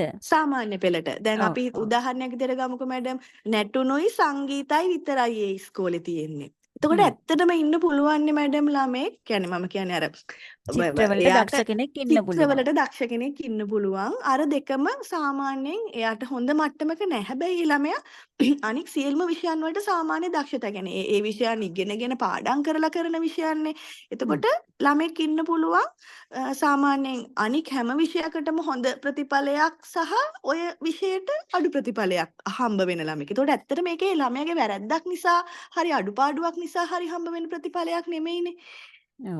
අර අසලේ ඒ සෞන්දර්ය සම්බන්ධ ගුරුවරයෙක් නැතිකම නිසා ළමයට නැතිකම අවස්ථාව නිසා. නැතුව ගිහිල්ලා ඔව් තියෙනවා. සමහර විට ඇත්තටම ඉන්න පුළුවන් මැඩම් මේ සින්දු කියන එකෙත් එච්චර දක්ෂතාවයක් නැති නැටුම් වලත් දක්ෂතාවයක් නැති චිත්‍රත් ලොකුවට අඳින්න බැරි ළමෙක් ඉන්නත් පුළුවන්. කියන්නේ හ්ම්. ඒක ඒ ළමයාගේ දුර්වලතාවයක් නෙමෙයිනේ. හැබැයි එතනදී ඒ ළමයාගේ අර ප්‍රතිඵලයේදී ඒ ළමයාට අසාධාරණයක් සිද්ධ වෙනවනේ. ඔව් අනිවාර්යයෙන්ම. ඒ වගේ දේවලුත් වෙන්න පුළුවන් කියලා හිතෙනවා. හ්ම්.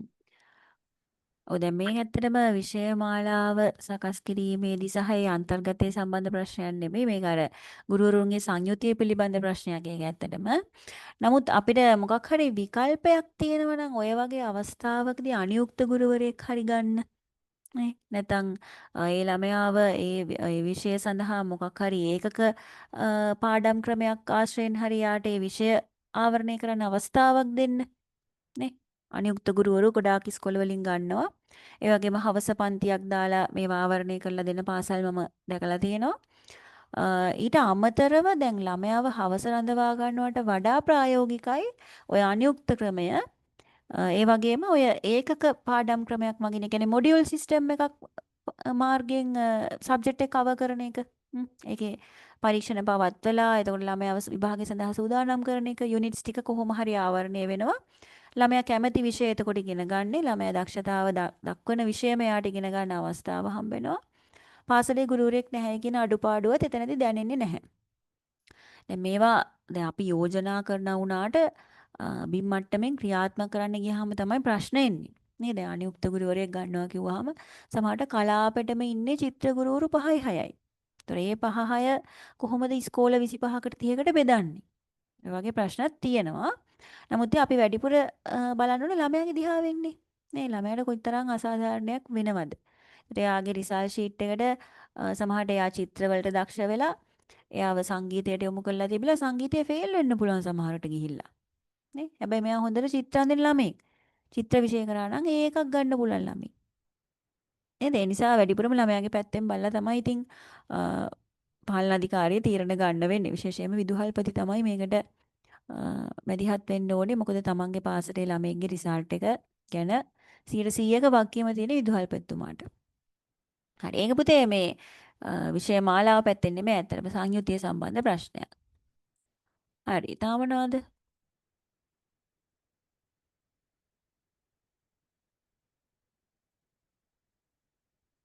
ලක්මාලි කියලා තියෙනවා මේ සිතියම් උගන්වද්දී ඒවට තාක්ෂණය නැහැ.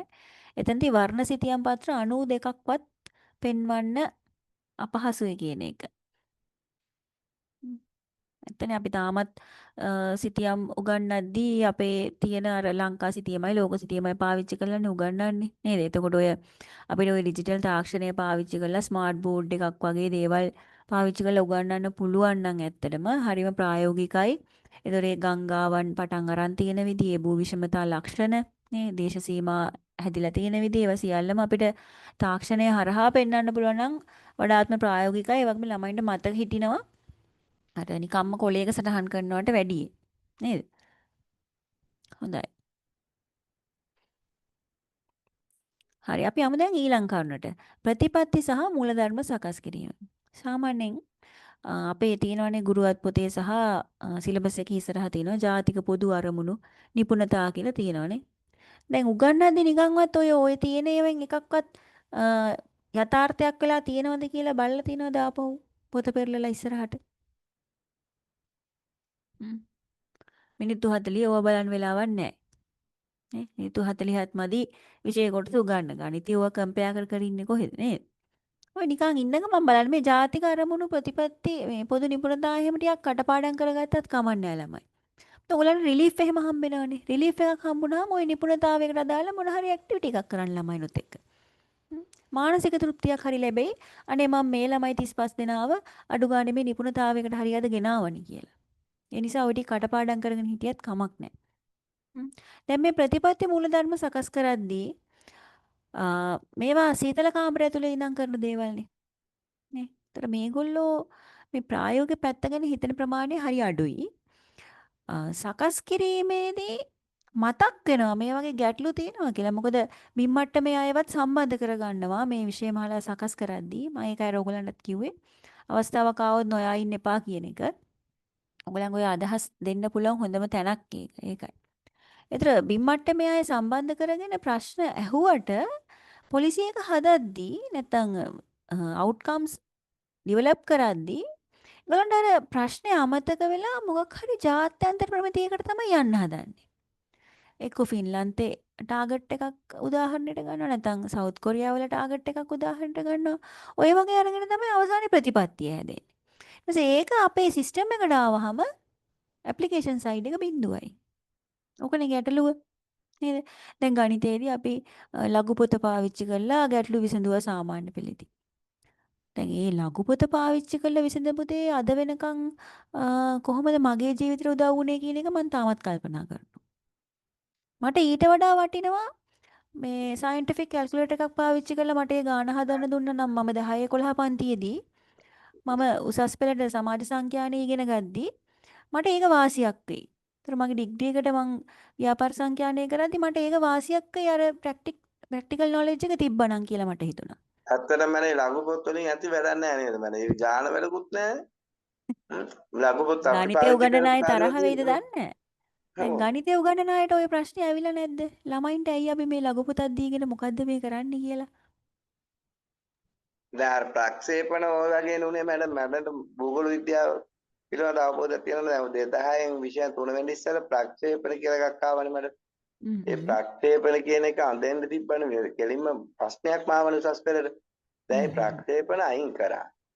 හේතුව ඒක දැන් මේට වැඩි වඩා තාක්ෂණය උපයෝග කරගෙන ප්‍රක්ෂේපණ අඳින එක ලේසි. පැන්සල් වලින් එඩි ගගක් වඩි රූටි තියා වැඩි. කොහමද ඒක මේ අයින් වුණා ඒ සබ්ජෙක්ට් එක නේද මම. ඔය ලඝු වගේ කේස් එකක් තමයි.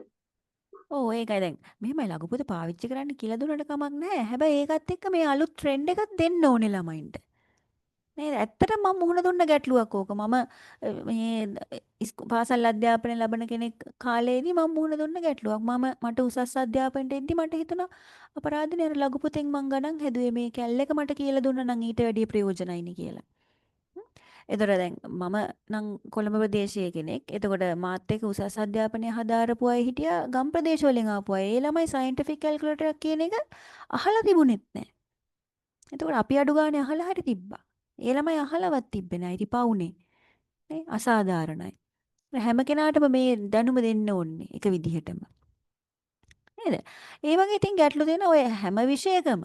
ඒකයි මම අර කිව්වේ සීත කාමරවල ඉඳන් හදන ප්‍රතිපත්ති නේද? ඒතකොට මේවා ප්‍රැක්ටිකල් එන්න ගියාට පස්සේ තමයි ප්‍රශ්නේ මතුවෙන්නේ. හරි. ඊළඟ පියවර බලමු. විෂය විශේෂඥයන්ගේ සහභාගීත්වය. මම ඉස්සෙල්ලත් කිව්වා මේ විෂය සම්බන්ධ ප්‍රවීණයන් දැන් ඔයගොල්ලොත් කිව්වා කැම්පස් එකේ ලෙක්චරර්ස්ලා ඇවිල්ලා හිටියා කියලා ඔය පුහුණු වැඩසටහන් වලට. එතකොට මේ විෂය සම්බන්ධ ඉන්න සම්පත්දායක දායිකාවන් මෙතනදී සම්බන්ධ වෙනවා. ඒතර මේගොල්ලෝ හැමෝම එකතු වෙලා තමයි මේක හදන්නේ. මේ සිලබස් එකක් හදද්දි මේක එකපාර සිද්ධ වෙන දෙයක් නෙවෙයි. මේක ටිකෙන් ටික පද්ධතියට දාලා බලනවා කොයිතරම් දුරට මේක ගැලපෙනවද කියන එක. ස්ටඩි එකක් කරනවා ඉස්ලාම මේකේ ඉෆෙක්ටිව්නස් එක ගැන. ඊට පස්සේ ගුරුවරු ලව්වා මේකේ පාඩම් සැලසුම් ලියවනවා. ඊට පස්සේ පාඩම් සැලසුම් ලියන්න යද්දි ගුරුවරුන්ට එන අභියෝග. ඊට පස්සේ අභියෝග සඳහා මොනවද දෙන්න පුළුවන් ප්‍රතිකර්ම කියලා බලනවා. ඒවත් ඇතුළත් කරනවා විෂයමාලාව සකස් කරද්දි. ඊට පස්සේ නිර්දේශයන් හදද්දි විෂය නිර්දේශ හදනකොට නේද මෙන්න මේ විෂය ඇතුලේ මෙන්න මේ කොටස් ටික ඇතුළත් වෙන්න ඕනේ. ඒ කියන්නේ යම් කිසි විෂයක් තුල මෙන්න මේ ඒකක ටික දරුවට ආවරණය වෙන්න ඕනේ. නිර්දේශ කරලා තිනවා. ඒතර ඒ ඔස්සේ ගුරු මාර්ගෝපදේශ සංග්‍රහයක් හදන්න ඕනේ. ගුරුවරුන්ට මඟ පෙන්වන්න ඕනේ මොන විදියට දරුවන්ට මේක උගන්වන්නේ කියන එක. නේ. ඊට පස්සේ මාර්ගෝපදේශ සංග්‍රහයක් හදද්දී ගුරුවරු පිරිස් වශයෙන් ගෙන්නලා ඒගොල්ලෝ කණ්ඩායම් හදලා මේවා ක්‍රියාත්මක කරවලා බලනවා. කොයිතරම් දුරට ගුරුවරයෙක්ට මේ පාඩම සාර්ථකව උගන්වන්න පුළුවන්ද? දැන් මේ දවස්වල ජාතික අධ්‍යාපන ආයතනයේ වැඩසටහනක් යනවා. දැන් මෙතන ප්‍රාථමික අංශය අයත් ඉන්න හින්දා සමහරට ඕගලන්ට ඒ අවස්ථාව ලැබිලා ඇති. පළාත් මට්ටමින් ගුරු උපදේශකවරු සහ සම්ප්‍රදායක දායිකාවන් ගෙන්නලා නැත්නම් ෆීල්ඩ් එකේ ජ්‍යෙෂ්ඨ ගුරුවරු ගෙන්නලා මේ අන්තර්කරණ අධ්‍යාපනයේ සම්බන්ධව ඒ කියන්නේ සාමාන්‍ය පන්තිවල ඉන්න අන්තර්කරණ අධ්‍යාපනයේ යටතේ පාසල් පද්ධතියට ඇතුළත් වෙච්ච දරුවන්ට උගන්වන්නේ කොහොමද කියන එක ගැන දවස් 4ක නේවාසික වැඩසටහනක් යනවා මේ දවස්වල. ඒක පළාත් 9න් දැන් 2ක් කරලා අවසానයි. තව 7ක් තියෙනවා. ඔයගලන්ටත් අවස්ථාව ලැබේවි. එහෙම වුණොත් සමහරට මාවත් මුණ ගැහෙන්න පුළුවන්. පහුගිය දවස්වල වයඹ පළාතේ වැඩසටහනක් තිබ්බා. ඒකට නම් මම සම්බන්ධ වුණා. එතනදිත් කරන්නේ මේ ප්‍රැක්ටිකලි මේක ඔයගලන්ගේ සාමාන්‍ය පන්ති කාමරයක් තුළ මේක ඇප්ලයි කරගන්නේ කොහොමද කියලා ඕගොල්ලොත් එක්කම කරලා බලනවා. මොකක් හරි පාඩමක් දීලා ළමයාට මේ පාඩම උගන්වන්න ඕගොල්ලෝ රෙඩි වෙන්නේ කොහොමද? ඕගොල්ලෝ ලෙසන් ප්ලෑන් එක ලියන්නේ කොහොමද? ඒ බලලා තමයි අපි ඩීටේල්ස් අරගෙන ඊළඟට ඔයගලන්ට මේකේ සිස්ටම් එකක් හඳුන්වා දෙන්නේ. එහෙම නැතුව මේක කරන එක ප්‍රායෝගික නැහැ. දැන් සමහරට ඔයගලන්ට මේ ওই වැඩසටහන් වලට ගියාම ඔයගලන්ට දෙනවා කණ්ඩායම් මුලදී මුල් පැය තුනේ ඔයගලන්ට පොඩ්ඩක් සිද්ධාන්තයක් මොන හරි කියලා දෙනවා. ඊට පස්සේ අවසාන පැය තුනේ ඔයගලව කණ්ඩායම් කරලා මේක ප්‍රායෝගිකව ඔයගොල්ලෝ භාවිත කරන්නේ කොහොමද කියලා ඇක්ටිවිටි එකක් දෙනවා. ඒ ඇක්ටිවිටි එකේදී බලන්නේ මේ අදාළ සංකල්පය කොයිතරම් දුරට ගුරුවරයෙක්ට ළමයින්ට දෙන්න පුළුවන්ද කියන එක. ඕගොල්ලෝ ඒ අවස්ථාවේදී ගුරුවරු වගේ මේ ළමයි වගේ රඟපානවා. කණ්ඩායමේ එක්කෙනෙක් ගුරුවරයෙක් වෙනවා, අනිත් අය දරුවන් බවට පත් වෙනවා. එතකොට ඒ කෙනා උගන්වන්න පාවිච්චි කරන ක්‍රමවේද සමහරවිට ඔයගොල්ලෝ ලස්සන ප්‍රවේශ ගන්නවා. කවියක් කියනවා, සින්දුවක් කියනවා, පොඩි භූමිකා රංගනයක් කරනවා නේද? ඒතර මේවා කොයිතරම් දුරට මේ concept එකත් එක්ක ටැලි වෙනවද කියන එක තමයි ඒ බලන්නේ. සමහර වෙලාවල් තියෙනවා දැන් මම ওই ප්‍රෝග්‍රෑම්ස් කරන කෙනෙක් ඉන්න මම කියන්නේ සමහර වෙලාවල් තියෙනවා අපි ප්ලෑන් කරපු නැති අප්‍රෝච් එකක් ඔයගොල්ලෝ ගන්නවා. ඒ පාඩම අතිසාර්ථකයි. ඒතර ළමයි උත්තර දෙන ආකාරය, ළමයි මතු කරන ප්‍රශ්න. මැඩම් ඒ වැඩේ සාර්ථකයි. දැන් මම ගැඩට් කෝගේ දිද්දි දැන් අපිට මතකද මම අර අරනායක මේ කන්ද නායකයා. ඒ වෙලාවේ ආමියකින් දැම්මට ආමියකින් පැට්‍රිකලි නෑ මන යුද්ධෙට පැට්‍රිකලි උඩාට ස්වභාවික විපතකදී කොහොමද වෙන්නේ කියලා. ඊට පස්සේ අපි මැඩම් යුනිට් එකක් හැදුවා ලංකාවේ ආපදා යුනිට් එක කියලා යුද හමුදාවේ. ඒක අපි මැනා වලින් තමයි පටන් ගත්තේ. ඒ කියන්නේ මැඩම් ගම් වතුරක් වෙලාවක හරි ඒ විදිහට මැන ඒව හදලා අන්තිමට අපි ඒක කුඩාවෙන් ඉවර කරේ. මේ ඇඹිලි පිටියේ එහෙම කොටස් 3කට ගියේ. ගම් වතුර න්‍යායම් එහෙම ගිනි ගැනීම මෙව්ව හැම මැඩම් ප්‍රායෝගිකව හදනවා.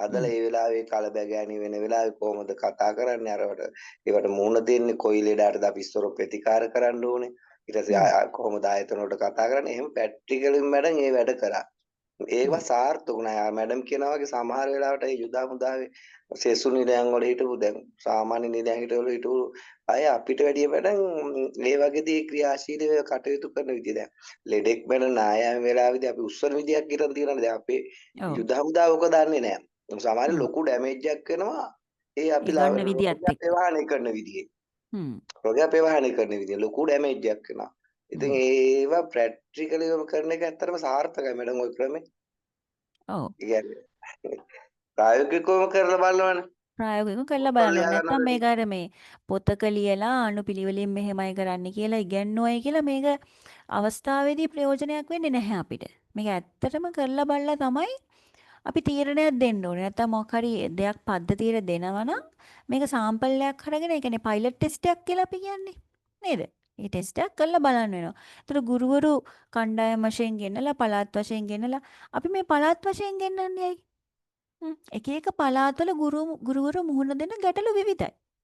දැන් බස්නාහිර පළාතේ ගුරුවරු මුහුණ දෙන ප්‍රශ්න නෙමෙයි වයඹ පළාතේ ගුරුවරු මුහුණ දෙන්නේ. නේද මම ඔය දැන් ඔය බස්නාහිර වයඹ දෙකට මම සහභාගී වුණා. ඇතර බස්නාහිර පළාතේ ගුරුවරුන්ට ප්‍රශ්න අඩුයි. ඒගොල්ලන්ට ඇක්සස් වැඩි ළමයින්ගේ පැත්තේ.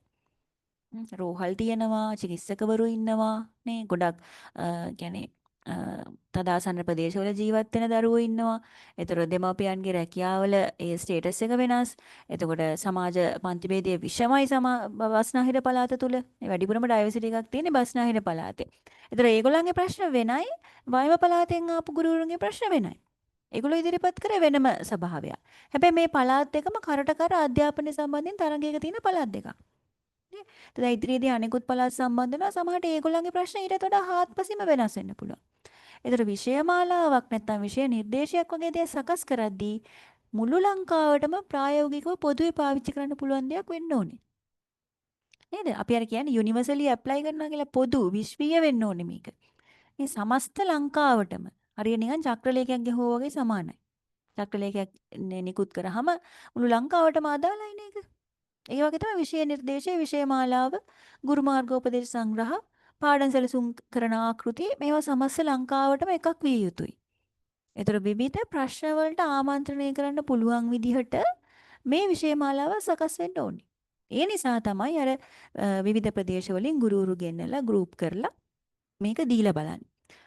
දැන් මේ වගේ වැඩසටහන් වලත් මම දකින යම්කිසි අඩුපාඩුවක් තියෙනවා. දැන් හැම වැඩසටහනකටම වගේ ගෙන්නන්නේ අධ්‍යක්ෂවරු, විෂය අධ්‍යක්ෂවරු, ඊළඟට ගුරු උපදේශකවරු, නැත්නම් සම්ප්‍රදායික දායිකාවන්, එහෙම නැත්නම් ක්ෂේත්‍රයේ ජ්‍යෙෂ්ඨ ගුරු භවතෙක්. දැන් ඔය කියපු ලෙවල්ස් හතරේ අවම වයස් සීමාව කීයක් විතරද ඔයගොල්ලෝ හිතන්නේ? පෑන්ෂන් යන්න ඔන්න මෙන්න. ඔව්. පෙන්ෂන් යන්න ඔන්න වෙන්නේ. මෙයාලට වැඩකුත් නැහැ අපිට වැඩකුත් නැහැ මැඩම්. ඔව්. මෙයාලට අඩු එනකොට ගානේ මතක නැහැ. ඒ මිනිස්සුන්ගේ මත සමහර විට පළාත් එක්කෙන කලාපෙට ඉඳලා කලාපෙත් කියලා කොට්ටාසෙට ඉඳලා කොට්ටාසෙන් ඉස්කෝලේට එනකොට ආර මැඩල කරපු එක වෙනස් වෙලා. හැබැයි තරුණ ගුරුවරයෙක් කොතෙන්ද දැම්මා නම් මම එයා ඒක විදිහටම කරන්න බලනවා එයාගේ අදහසුත් එක්ක. අනිවාර්යයෙන්ම. ගොඩක් වෙලාවට ඔය ස්ටේජස් හතරේ ඉන්නේ අවුරුදු 45න් එහා අය. හරි? ඉතා හරිම රෙයා 35ට අඩු කෙනෙක් ඔතනට එන අවස්ථාව. හරිද? එතකොට හිතන්න අවුරුදු 45 50 බහුතරයක් දෙනාට සෙෂන් එක ඇතුලේ හවසරුවේ නිින්ද යනවා. හරි මේ ප්‍රායෝගික දේවල් මම මේ කියන්නේ ඈ. බහුතරයක් දෙනා නිින්ද යනවා ටී ටයිම් එක ලඟ වෙද්දි නිදි ලන්ච් අවර් එක ලඟ වෙද්දි නිදි. මනෝ තව එකක් ගැටලුවක් තියෙනවා උතන. හැමදාම යන එකානේ ඕවට යන්නේ. ඔව් ඒ වැඩක් ප්‍රශ්නෙත් තියෙනවා. තවත් අලුත් දෙයක් නෑ ඔගේ ගන්න. ඔව් අපි කරා. ඔගේ වැඩක් නෑ. එහෙම තමයි කියන්නේ. එහෙම තමයි හිතන්නේ. ඒ එන කෙනාටත් උගන්වන්න බලාගෙන වගේ ඉන්න අය අර අධ්‍යාපන කාර්යය ලොකුම හේනේ තමයි ඔක. ඒ කියන්නේ ඔය මේ ලෝකේ ඔය වගේ අවස්ථාවකට මේ වෙනකොට අර මැඩම් එයාලා අප අලුත් කෙනෙක් අලුත් එක දේ කරන්න බලනවානේ මැඩම්. අනිවාර්යයෙන්ම. නිතරම ගිය කෙනෙක් මැඩම් ඕක ඒක සරල දෙයක් විදිහට හිතන්න. අනිවාර්යයෙන්ම දැන් ඔය වගේ අවස්ථාවකට ඔය ජ්‍යෙෂ්ඨ ගුරු භවතෙක් එන්න ඕනේ. ඒක හරි. යාගේ අත්දැකීම් වැඩි, එක්ස්පීරියන්ස් එක වැඩි යාගේ. ඒක අපි පිළිගන්නවා. හැබැයි එයත් එක්ක අනුගාමිකයෙක් එවන්න ඕනේ තරුණ ගුරුවරයෙක්. අඩු ගානේ අවුරුදු 5ක සර්විස් එකක් තියෙන තරුණ ටීචර් කෙනෙක් සර් කෙනෙක් එවන්න ඕනේ. ඒගොල්ලන්ගේ එනර්ජි එක වැඩි. ඒගොල්ලන්ගේ මේ මොනවාද? තියෙනවා පරම්පරාමය වෙනස, ජෙනරේෂන් ગેප් එකකුත් තියෙනවා. නේද? දැන් ඕගොල්ලෝ සහ මගේ අතර ජෙනරේෂන් ગેප් එකක් තියෙනවා. දැන් මගේ වයසම කෙනෙක් නම් ગેප් එක අඩුයි. ඊළඟට දැන් අර වගේ ට්‍රේනින් ප්‍රෝග්‍රෑම් එකකදී. ඒතර දැන් සමහරලාට මම දෙන ලෝඩ් එක අල්ලගන්න බෑ. එතන සහභාගී වෙලා ඉන්න අධ්‍යක්ෂකවරුන්ට සහ මේ මොනවාද ගුරු උපදේශකවරුන්ට. ඒතර ඒගොල්ලෝ 1900 බර ගණන් වල චින්තනයේ තමයි තාම ඉන්නේ. ඒතර අපි ටෙක්නොලොජි එක ගැන කියද්දී ඒගොල්ලන්ට ඒක ලෝඩ් කරගන්න බෑ. ලෝඩ් කරගන්නේ නැහැ කියන්නේ ඒගොල්ලන්ගේ ප්‍රොවින්ස් එකට ගිහිල්ලා ඒක දෙන්නෙත් නැහැ කියන එක. නේ? දැන් අපි කියන මේ AI tool එකක් ගැන ඒගොල්ලන්ට ඒක ගන්න බැරි නම් WhatsApp එකේ කෝඩ් එක ස්කෑන් කරගන්න බැරුව AI tool එක පාවිච්චි කරන එක ගැන මම උගන්වලා වැඩක් නැහැ. නේද? ඒතර දැන් මේ අපි ගුරු පුහුණු වැඩසටහනේදී අපි මේක හදලා තියෙනවා. අපි මෙන්න මේ ලෝඩ් එක දෙනවා කියන එක. හැබැයි යාලට ඒක ගන්න හැකියාව නැත්නම් මේ වැඩසටහනෙන් පස්සේ ඒක ඉස්සරහට යන්නෙත් නෑනේ. ඒගොල්ලන්ගේ අර නෝට් කරපු කොලේ විතරක් පොඩියට තියෙයි. සමහර නිින්ද ගිහිල්ලා හැරෙනකොට එක පියවරක් මිස් වෙලා. ඒතර ඒ පියවරෙන් එහාට ටූල් එක පාවිච්චි කරන්න දන්නේ නැහැ. ගැටලු ගොඩාක් තියෙනවා. ඔය ජ්‍යෙෂ්ඨ ගුරු භවතත් එක්ක තව තරුණ ගුරුවරයෙක් එවන්න පුළුවන් නම් සිස්ටම් එකේ හැම ඒරියා එකක්ම ආවරණය වෙනවා. ඒ වගේම වැඩසටහනෙන් පස්සේ ඒ තරුණ ගුරුවරයාට ගිහිල්ලා ඒ පළාත තුල වැඩ කරන්නත් අවස්ථාව දෙන්න ඕනේ. එයා වැඩ පෙන්නනකොට ඒක අප්‍රූව් කරන්න ඕනේ. ඉතින් ඒව කපලා දාන්න නෙමෙයි. නේ? දැන් සාමාන්‍ය තරුණ ගුරුවරුන්ට අපි ගෙන්නනවා. මැඩම් මෙහෙම දෙයක් වෙනවා. දැන් තරුණ ගුරුවරු සෙට් එකක් ගිහපුවාම අපි හිතමු අලුත්ම සෙට් එකක් නෙතෙන් එන්නේ. ඊට පස්සේ එයාලා මැඩම් ඔතන සම්බන්ධතාවයක් ගොඩනගනවා. ඔව්. ඒ සම්බන්ධතාවය ගොඩනගා ගැනීමත් එක්ක මගහැරුණු කොටසක් වුණත් නැවත යාළුවෙක්ගෙන් අහලා කරගන්නවා. අර ජේෂ්ඨ කට්ටිය අනිවාර්යෙන්. කියපුවාම එයාලා හැමදාම NI එකේදී ගුරු විද්‍යාලයේදී තවත් ඔව්. තැනකදී හම්බ වෙන සෙට් එකක් නම් හ්ම්. එයාලා කතා කරන්නේ රටේ දේශපාලනය වෙන ඔව්. දේවල්. එතකොට අරක ගැන එහෙම නෑ. අර තරුණ ගුරුවරයා නෙමෙයි. අර ප්‍රෝග්‍රෑම් එකේ එදා අර කොටස මට තේරුන්නේ නෑ. හ්ම්. එතකොට ඒ වගේම දැන් මැඩම් උගන්වනවා නම් ඒ කොටස සමහර විට ඒ තරුණ ගුරුවරු ඒ තාක්ෂණය පිළිබඳ අපිට වැඩි කියලා පැමිණියෝ. අනිවාර්යෙන්ම. ඒගොල්ලෝ එතකොට ඉන්නම මේ ඕනේ මේ සිස්ටම් එකේ. සිස්ටම් දැන් මේ ලංකාවේ ලෝකයේ අලුත් සිස්ටම් එක එහෙම වෙන්න ඕන මැඩම්. දැන් පන්ති කාමරය අනිවාර්යෙන්. තුර ගත්තා ප්‍රයිමරි ළමයා කියලා ඔව්. අපිට කියන්න බෑ. ඒ ළමයා අපිට වැඩි අප්ඩේට් සමහර විට. ඉතින් දැන් මේ තරුණ ගුරුවරු සම්බන්ධ කරගන්න ඕනේ කියන එක මම වැඩිපුරම සඳහන් කරන්නේ. දැන් අපේ ළමයින්ගේ ජෙනරේෂන් එක බලන්නකෝ. නේද? ඒගොල්ලොත් එක කරට කර යන්න නම් අපි හැමෝම ඒගොල්ලන්ගේ මට්ටමින් අප්ඩේට් වෙන්න ඕනේ. නැත්නම් මේ කරන්න අමාරුයි. විෂය මාලාවක්, විෂය නිර්දේශයක් කියන එක අනිවාර්යයෙන්ම ළමයට ගැලපෙන්න හැදෙන්න ඕනේ. අපි ගිය සතියේ කතා කරානේ ස්ටුඩන්ට් සෙන්ටර්ඩ් මේ කරිකියුලම් එකක් ගැන. ශිෂ්‍ය මූලික විෂය මාලාව ගැන අපි කතා කරා. අනිවාර්යයෙන්ම ළමයාගේ අවශ්‍යතාව සම්පූර්ණ කරන්න ඕනේ අපේ විෂය මාලාවෙන්. ඒතර ඒකේ හිදැස තියෙන්නේ කොතනද කියලා දන්නේ ඒ ජෙනරේෂන් එකට කිට්ටුවෙන් ඉන්න අය. ඒ ජෙනරේෂන් එකට 3-4ක් විතර පිටිපස්සෙන් හිටපුවා ඒ ગેප් එක අඳුරගන්නේ නැහැ. නේද? ඒකත් එක්ක ගැටෙනවා මිසක ඒක අඳුරගන්නේ නැහැ. ඒ නිසා අනිවාර්යයෙන් මේ හිස්තැන පුරවන්න නම් ඒ ජෙනරේෂන් එකත් එක්ක පීඩනයට ලක් වෙච්ච පිරිසක් අපි මෙතනට ගන්න ඕනේ. එහෙම නැතුව මේක ප්‍රායෝගික නැහැ. අනික තර්ඩකානුකූලයි මේ ඒ ජෙනරේෂන් එක මැඩම්. ඔව්. ඒ කියන්නේ අපි කියමුකෝ දැන් ඔය ජාතික අධ්‍යාපන ආයතනයේ පිටරට පින්ලන්තේ මොකක් හරි තාක්ෂණයක් ගැන උගන්වනවා කියලා. එතකොට මේ පිටරටින් ගෙනාපු මොකක් හරි පොතක් හරි මොකක් හරි දිග අරගෙන තමා දෙන්නේ කියලා දේශනේ. හැබැයි අර ජෙනරේෂන් එක නිතරම මොකද මම ලෝකෙත් එක්ක ගනුදෙනු කරනවා.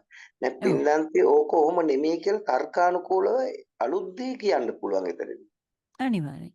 එහෙම කියන්නේ හරස් ප්‍රශ්නයක් හරි අහන්න පුළුවන් කෙනෙක් ඉන්න එපා ඒ ඔඩියන්ස් එකේ. ඒක අනිවාර්යයෙන්. පහස්න ආනවනම් තර්ක කරනවනම් තමයි ඕනම දේ සාර්ථක මැඩම්. තමයි මේක සාර්ථක වෙන්නේ. නැත්නම් අර කියන ටිකේ හැමම අහගෙන ගිහිල්ලා ඒක නැවත දෙන එක නෙවෙයි ඇත්තටම අවශ්‍ය වෙන්නේ. මේක ප්‍රායෝගිකව කරලා බලලා ගැටලු ආවම ඊළඟ සෙමිනාර් වලදී මේවා ඉදිරිපත් කරනවා නම් තමයි මේවා ඉස්සරහට යන්නේ. එහෙම නැතුව අර ගිරාපෝදකයෝ ටික වගේ කියන එක මරන් ගිහිල්ලා තමන්ගේ පලාතෙත් කියලා එතකොට මේක වැඩක් වෙන්නේ නැහැ. හරි. දැන් ඕනම දෙයක තියෙන්න ඕනේ අවසාන මොකක් හරි නියාමන ක්‍රියාවලියකුත්. ඒතර දැන් අපි වැඩසටහනක් අපි කරනවා නම් ඒක දකිනවනේ මැඩම් ඒවා. අපි ඔව්. දකිනවා දැන් මම නම් ගොඩ දැන් මගේ මං අවුරුදු දැන් 17ක් 18ක් විතර මෙවුත් තියෙන. එතකොට මැඩම් ඔය කලාපෙක්කර සේවවලට අලුත් ගුරුවරු දැන් ඔතෙන්ට අලුත් ගුරුවරයා නොගියට කලාපේ ට්‍රේනින් එකට ගෙන්නන අලුත් ගුරුවරු උන් ඔව්. hina වෙනවා. ඒක අලුත් තමයි. ගුරුවරයා hina වෙනවා. මේ මොනවද මේ කියවන්නේ හ්ම්. කියලා. තමයි එහෙම hina වෙනවා. අනිවාර්යයෙන්. එතකොට දැන් මේ සම්පත්දායකත්වයේ දෙන අයත් අනිවාර්යයෙන්ම දැනුවත් වෙන්න ඕනේ. මොකද අපේ ඔඩියන්ස් එකේ කවුරු ඉඳීද කියලා අපි දන්නේ නැහැ. මේ හා සමාන තත්ත්වයක්මනේ අපේ පන්ති කාමරෙත් තියෙන්නේ නේද? අපි දන්නේ නැහැ අපේ ළඟ ඉන්න ළමයා නොලෙජ් එකෙන් කොච්චර ඉස්සරහින් ඉන්නවද කියලා. එයාගේ දක්ෂතාවය මොන පැත්තෙන් තියෙනවද කියලා අපි දන්නේ නැත්නම් අපි උගන්වන ඒවා එයාට විහිළුවක්. නේද? දැන් මම ඇත්තටම ඔය භූගෝල විද්‍යාව ඉතිහාසය ගැන එහෙම සාමාන්‍ය පෙළ ලිව්වට පස්සේ දන්නේ නැහැ. ඊට පස්සේ කරේ නැහනේ. අපිට තිබ්බේ සමාජ අධ්‍යයනය කියලා විෂයක්. ඒකට මේ විභාගයට පාඩම් කරලා උත්තර ලිව්වා මිසක් එතනින් එහාට ඒ සමාජ විෂය මම අධ්‍යයනය හා කරේම නැහැ. ඉතිහාසය නේද මැඩම්? ඔව්. සමාජ අධ්‍යයනය හා ඉතිහාසය. ඉතිහාසය. ඒතර එතනින් එහාට දැන් ඕගොල්ලෝ අර මේ කිව්වහම මම ඒක දන්නේ නැහැ. හරිද? ඒතර මම ඒක ගැන නිකන් ඔහේ කියවන්න ගත්තොත් එහෙම ඕගොල්ලන්ගේ උදාහරණයක් ලක් වෙන්න පුළුවන් මාව. නේද? හැබැයි මම මේ සබ්ජෙක්ට් එක ගැන හදාarලා කතා කරොත් අලුත් ට්‍රෙන්ඩ්ස් ගැන හදාarලා කතා කරොත් ඔන්න ප්‍රශ්නයක් නැහැ. ඔය වගේම තමයි මේ වැඩසටහන් වලට සහභාගී වෙද්දිත් අනිවාර්යයෙන්ම අප්ඩේටඩ් යන්න ඕනි. නැත්තම් බෑ ළමයින්ට උගන්වද්දිත් ඒ වගේමයි නැත්තම් ළමයි අහන ප්‍රශ්නවලදී අපි හිර වෙනවා. නේද? ඇයි මේක මෙහෙම වෙන්නේ? මොකද්ද මේකට අලුතෙන් කරන්න පුළුවන්? මේ සඳහා තියෙන වැඩ පහසු කරගැනීමේ ක්‍රමය මොකද්ද? දැන් ලෝකේ මේ සම්බන්ධ වෙන ට්‍රෙන්ඩ් එක මොකද්ද? මේවා අනිවාර්යයෙන් අපි දැනන් ඉන්න ඕනේ.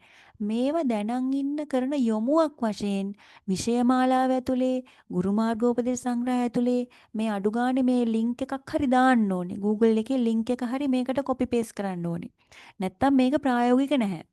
දැන් ඕගොල්ලෝ මම දන්නේ නැහැ ඔයගලන්ට මේ පොත හම්බෙලා තියෙනවද කියලා. අධ්‍යාපන අමාත්‍යාංශයෙන් නිකුත් කරා ගිය අවුරුද්දට ඉස්සෙල්ලා අවුරුද්දේ කලින් රජය යටතේ විශේෂ අවශ්‍යතා සහිත දරුවන්ට උගන්වන්න ගුරු මාර්ගෝපදේශ සංග්‍රහයක්. ඒක A4 බණ්ඩල් එකක් විතර ලොකු පොතක්. ඒකේ පාඩම් සැලසුම් දීලා තියෙනවා. ඒ පාඩම් සැලසුම් හැම එකකටම ඉන්ටර්නෙට් එකෙන් තොරතුරු ගන්න පුළුවන් විදිහේ Google links ඇඩ් කරලා තියෙනවා අපි.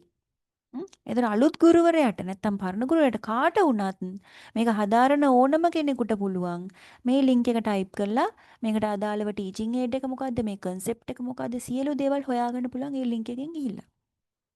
તો ට්‍රෙන්ඩ් එකත් එක්ක යන්න ඕන නිසා තමයි මේවා දීලා තියෙන්නේ. දැන් අපේ අනිකුත් විෂයන් වල තියෙන විෂය නිර්දේශවල ගුරු මාර්ගෝපදේශ සංග්‍රහවල Google link එකක් තියෙනවද කියන්නකෝ. අඩු ගන්න ඔය ඇබෝ වලටවත් ක්‍රියාකාරකම් පාදක වාචක ඉංග්‍රීසි වලටවත් ළමයින්ට බලන්න එක YouTube වීඩියෝ එකක් ඒක රෙකමන්ඩ් කරලා තියෙනවද? නෑ. දැන් අපේ ලංකාවේ කොච්චර දක්ෂ ඉංග්‍රීසි ගුරුවරු ඉන්නවද? ওই ගුරුවරයෙක් අරගෙන හදන්න පුළුවන් වීඩියෝ එකක් අමාත්‍යාංශයට ගෙන්නලා. නැත්නම් පළාත් මට්ටමින්. ඒතර පළාත් අධ්‍යාපන දෙපාර්තමේන්තුවෙන් කරන්න පුළුවන් YouTube channel එකක්. නේද? මේ දක්ෂ ගුරුවරු ගෙනලා ඒගොල්ලන්ට පාඩමක් ගන්නලා වීඩියෝ කරලා දානවා. ළමයි මේ ඔව් සබරගම් පළාතේ තියෙනවා මඩම් රේට් ඉංග්‍රීසි කියලා මේ වැඩසටහනක් ඉස්කෝල ගණනාවක් තෝරගෙන එයාලට ස්මාර්ට් ටීවී එකක් දීලා ඒකේ සම්පූර්ණම හැම පන්තියකටම ඉංග්‍රීසි පාඩම් එහෙම හරි ගස්සපු ප්‍රොජෙක්ට් එකක් තියෙනවා ලංකාවම ක්‍රියාත්මක වෙනවද දන්නේ නැහැ ඒක අර එක ප්‍රයිවට් කම්පැනි එකකින් තමයි මේ ස්මාර්ට් ටීවී ටික එහෙම දුන්නේ ඒගොල්ලෝ එක තැනක ඉඳන් ඒක යූස් කරනවාද කියලාත් බලනවා දවස් අවමය දවසට කාලච්ඡේද 6ක්වත් උගන්වන්න ඕනේ. ඒ උගන්වලා තියෙන ප්‍රමාණයත් ඒගොල්ලෝ එක තැනක ඉඳගෙන බලලා මාස 3කට සැරයක් දත්ත දෙනවා. ඕගොල්ලෝ මේක පාවිච්චි කරලා තියෙන්නේ මෙන්න මෙච්චරයි කියලා. ඒක ප්‍රයිවට් සෙක්ටර් එකෙන් කරන්නේ නේ? ඔව් මැඩම් මට ඒක right to read project එක. right. Brandex එකත් එක්ක තමයි කරන්නේ. Brandex එකෙන් දුන්නේ. දැන් ඕක ඇත්තටම රජයෙන් වෙන්න ඕන දේවල් නෙවුවා. නේද? දැන් ඇත්තට හොඳ ඒ වගේ ක්‍රමයකින් හරි ළමයින්ට මේක තියෙනවා නම් මොකක් හරි ප්‍රවේශයක්. නේද? එතකොට ළමයින්ට අමතර කාලයක් තුල මේක හදාරන්න අපේම ගුරුවරු පාවිච්චි කරලා හදපු පාඩම් මාලාවක් තියෙනවනේ. දැන් බස්නාහිර පළාතේ තියෙනවා එක එක විෂයන් වලට ඒ වගේ පාඩම් ටිකක් කරලා දාපුවා තියෙනවා. මේක හැබැයි 2020 වසරේ අවසාන භාගයේ තමයි පටන් ගත්තේ. හැබැයි කොරෝනා තදාසන්න වීමත් එක්ක මේක අකර්මණ්‍ය වුණා. මගේ පාඩමකුත් තියෙනවා ඒකේ. එක එක විෂයන් වලට අදාළව ඒ ගුරුවරු අරගෙන කරපු මේකක් තියෙනවා. එතකොට ළමයින්ට මේ ලින්ක් එක යවන්න ඕනේ. මේක නිකම්ම මේ channel එකේ තියන්න නෙවෙයි. ළමයින්ට මේක දෙන්න ඕනේ. ඒගොල්ලන්ගේ විෂය නිර්දේශයට ගුරු මාර්ගෝපදේශ සංග්‍රහයට මේක දාන්න ඕනේ. ගුරුවරු විසින් ඒගොල්ලන්ගේ WhatsApp group වලට මේක යවන්න ඕනේ. දෙමාපිය රැස්වීමවලදී දෙමාපියන්ව දැනුවත් කරන්න ඕනේ. අපේ රජයේ මෙහෙම දේවල් කරලා තියෙනවා. අමාත්‍යාංශයෙන් මෙහෙම ඇක්සස් දීලා තියෙනවා. මේවා හොයාගන්න. තමයි මේ දෙමාපියන්ට දෙන්න ඕනේ අනිවාර්යයෙන්ම ලින්ක් එක. ඒතර නිකන් ඉන්නලාට ඔය YouTube බලන වෙලාවට ළමයි ඕක ටච් කරලා බලනවනේ. මැඩම් සයන්ස් වල තියෙනව නේද සම්පූර්ණම මේ පොත් දෙකම සයන්ස් වල පාඩම් ටික ඔක්කොම තියෙනව නේද? ඔව් සයන්ස් වල ඔක්කොම තියෙනවා. සයන්ස් වල ඉංග්‍රීසි වලත් ගොඩාක් තියෙනවා. ගණිතය ටිකක් අඩුයි. ඒ වගේ තමයි සංගීතය නැටුම් වගේව හරි අඩුයි. බස්නාහිර පළාතේ තියෙන සංගීතය පාඩම් ගොඩාක් දාලා තියෙනවා මම දැක්කා. ඒ වගේම මේ ශරීර සුවත ඒ වැඩසටහන් මාලාව දාලා තියෙනවා. ඒතර ඊතක්සලාව ළමයින්ට රෙකමන්ඩ් කරන්න පුළුවන්. දැන් සමහර ගුරුවරු ඉන්නවා දන්නේ නැහැ ඊතක්සලාව කියලා එකක් තියෙනවා කියලා. ඉතින් හිතන්නකෝ කොච්චර මේ අඩුයිද කියලා මේවා මේ ප්‍රචලිත වීම. අර සම්පූර්ණයෙන්ම පොතටම කොටු වෙලා. අපි ඉස්කෝලේදී පාඩම උගන්නලා ඒකට අදාළ ඊතක්සලාව ලින්ක් එක දෙන්න පුළුවන් නේ ගෙදරදී ස්ටඩි කරන් එන්න කියලා. අපි ඔය බ්ලෙන්ඩඩ් ලර්නින් ගැන එහෙම සාකච්ඡා කරනවානේ ළමයි 21 වෙනි සියවසේ මේ අධ්‍යාපන ප්‍රවණතා ගැන. නේද? ගුරු ඉගැන්වීම් ක්‍රම ශිල්ප ගැන. ඉතින් ඔය මිශ්‍ර ඉගෙනුම ඔය ෆ්ලිප් ක්ලාස්රූම් මෙතඩ් එක ගැන එහෙම අපි පොතේ පාඩම් කරලා විභාගයට උත්තර ලියනවා. හැබැයි මේක ඇප්ලයි කරගන්නේ නැහැ. නේද? විෂය මාලාව සකස් වෙදී අනිවාර්යයෙන් මේ වගේ ඇක්සස් තියෙන්න ඕනේ 5ක්වත්. එක යුනිට් එකකට 5ක්වත් තියෙන්න ඕනේ. එතකොට ළමයා මොකක් හරි ක්‍රමයකින් මේක අල්ල ගන්නවා. අපි මේක පොතේම ලියලා උගන්වනවා විතරයි අපි හිතන්නේ නැහැ තව මොනවද දෙන්න පුළුවන් ක්‍රම කියලා. මේවා දැන් ලියාගන්න මේ විභාගයට සමහරට මම ප්‍රශ්න අහයි ඈ. සහ ඔයගොල්ලන්ගේ මේ වෘත්තීය දියුණුවට මේවා ගොඩාක් වැදගත්. ඔයගොල්ලෝ ওই මට්ටමේ ඉඳලා බෑ තව ඉස්සරහට එන්න ඕනේ. විභාග ලියන්න ඕනේ. ලොකු පුටු වලට එන්න ඕනේ. සබ්ජෙක්ට් එකට බලපෑමක් කරන්න පුළුවන් තැනකට එන්න ඕනේ අඩු ගානේ. සමහර අය ඉන්නවා පුටු වලට එන්න කැමති නැහැ. හැබැයි සබ්ජෙක්ට් එකට ලොකු බලපෑමක් කරන්න පුළුවන් තදෙක්. එහෙම කෙනෙක් හරි වෙන්න ඕනේ අඩු ගානේ. ඒ නිසා මේවා වැදගත්. ඔයගොල්ලන්ට ඔයගොල්ලන්ගේ සර්විස් එක ඇතුළේ ඉස්සරහට යනකොට. හරි දැන් මේ විචාර සහ පරීක්ෂණ කාලය ගැන මම මේ කතා කරමින් හිටියේ. මේකේ තියෙනවා මේ ගුරුවරු ශිෂ්‍යයන් දෙමාපියන්ගේ ප්‍රතිචාර අනිවාර්යෙන් අපිට ඕනේ. දැන් අපි පන්ති කවයක් ගත්තොත් මොකද කරන්නේ? තීන්ද ගන්න සල්ලි එකතු කරයි. කොස්සයි ඉදලයි ගන්න සල්ලි එකතු කරයි. නේද? කොන්සර්ට් එකට ඇඳුම් අහන්න සල්ලි එකතු කරයි. ওই ටිකනේ කරන්නේ. හැබැයි මේ අධ්‍යාපන සංවර්ධනය ගැන කීයෙන් කී දෙනාද කතා කරන්නේ? වැඩිම වුණොත් ප්‍රශ්න පත්‍රය පෙන්නලා ලකුණු අඩු ළමයින්ට බනි. වැඩිම වුණොත්. හැබැයි ළමයා ගොඩ දාන්න මේ වගේ ප්‍රවේශයන් තියෙනවා කියලා කියන්නේ කීයෙන් කී දෙනාද? ඊට පස්සේ කිව්වට පස්සේ ඒවා නියාමනය කරන්නේ කීයෙන් කී දෙනාද? ඊළඟ දෙමාපිය රැස්වීමට එනකන් මතකත් නැහැ කියපු ටික. දෙමාපියෝ බලාගෙන ඉන්නවා කොයි වෙලේ හරි ටීචර් අපෙන් අහයිනේ මේක කියලා. නෑ ටීචර් මතකත් නැහැ කිව්වේ මොනවද කියලා. එහෙම නෙමෙයි ක්‍රමවේදයක් තියාගන්න. සිස්ටම් එකේ මේක නැත්තම් ඔයා මේක පටන් ගන්න. එතකොට තමයි සිස්ටම් එකට මේක ඕනේ කියන එක දැනෙන්නේ. දැන් සාමාන්‍යයෙන් ව්‍යාපාරය කියන්නේ මේ කොමර්ස් කරපු අය දන්නවා මේ ව්‍යාපාර අධ්‍යයනය උගන්වන අයත් මෙතන ඇති. මොකක් හරි භාණ්ඩයක් වෙළඳපොළට දෙද්දී සමහරට ඒක ඇත්තටම වෙළඳපොලේ නැහැ. හැබැයි ඒ කම්පැනි එකෙන් මොකද කරන්නේ? කට්ටිය දාලා කඩවල වලට යවනවා. දැන් අපි හිතමුකෝ රාණි සබන් කැටයක්. හරි. ඇත්තටම මාකට් එකේ මේක නැහැ කියලා හිතන්නකෝ. කට්ටිය ගිහින් කඩෙන් ඉල්ලනවා. මුදලාලි රාණි සබන් තියනවද? ඒතර මුදලාලි බලනවා නෑනේ අපේ ගාව ඒක. ඒතර නෑ කොහම අරයා ටිකක් දුකින් වගේ හැරිලා යනවා. ඊට පස්සේ තව කෙනෙක් ඒ කඩේට යවනවා. මුදලාලි රාණි සබන් කැටයක් දෙන්න. ඒතර මුදලාලි මොකද කරන්නේ? බලනවා දැන් අපේ ගාවේ ප්‍රොඩක්ට් එක නැහැ. ඊට පස්සේ කම්පැනි එකේ වෑන් එක එනවා. වෑන් එක ආවහම මුදලාලිටක් ගාලා සබන් කැට ටිකක් ගන්නවා. ඇයි මේකට ඉල්ලුමක් දැන් මාකට් එකක් හැදිලා තියෙනවා කියලා මුදලාලි හිතනවා. හරි. ඊට පස්සේ රාණි සබන් ටිකක් එයා ගන්නවා. ඊට පස්සේ කම්පැනි එකෙන් මෙතන බෝඩ් එකක් ගහනවා. කඩේ නම ගහලා දෙනවා රාණි සබන් කියලා දාලා. ඔන්න දැන් කට්ටිය දකිනවා මේ කඩේ අලුත් සබන් කැටයක් ඇවිල්ලා තියෙනවා. හරි අපි ගිහිල්ලා ගමු. ඔන්න මාකට් එක හැදුනා. ඔන්න බිස්නස් එක ඩිවෙලොප් වුණා. ඒවා පොඩි පොඩි ට්‍රික්ස්. ඔයා මාකටිං කරන අය, කොමර්ස් කරන අය ඕවා ඉගෙන ගන්නවා. මීට වඩා තව තියෙනවා උපක්‍රම ඕන තරම්. ඒතර මේ විෂය මාලාවත් එහෙම කරන්න ඕන ළමයි. ඕගොල්ලෝ ඕකම මේකේ අවශ්‍යතාවය දෙන්න. මැඩම් ඔව්.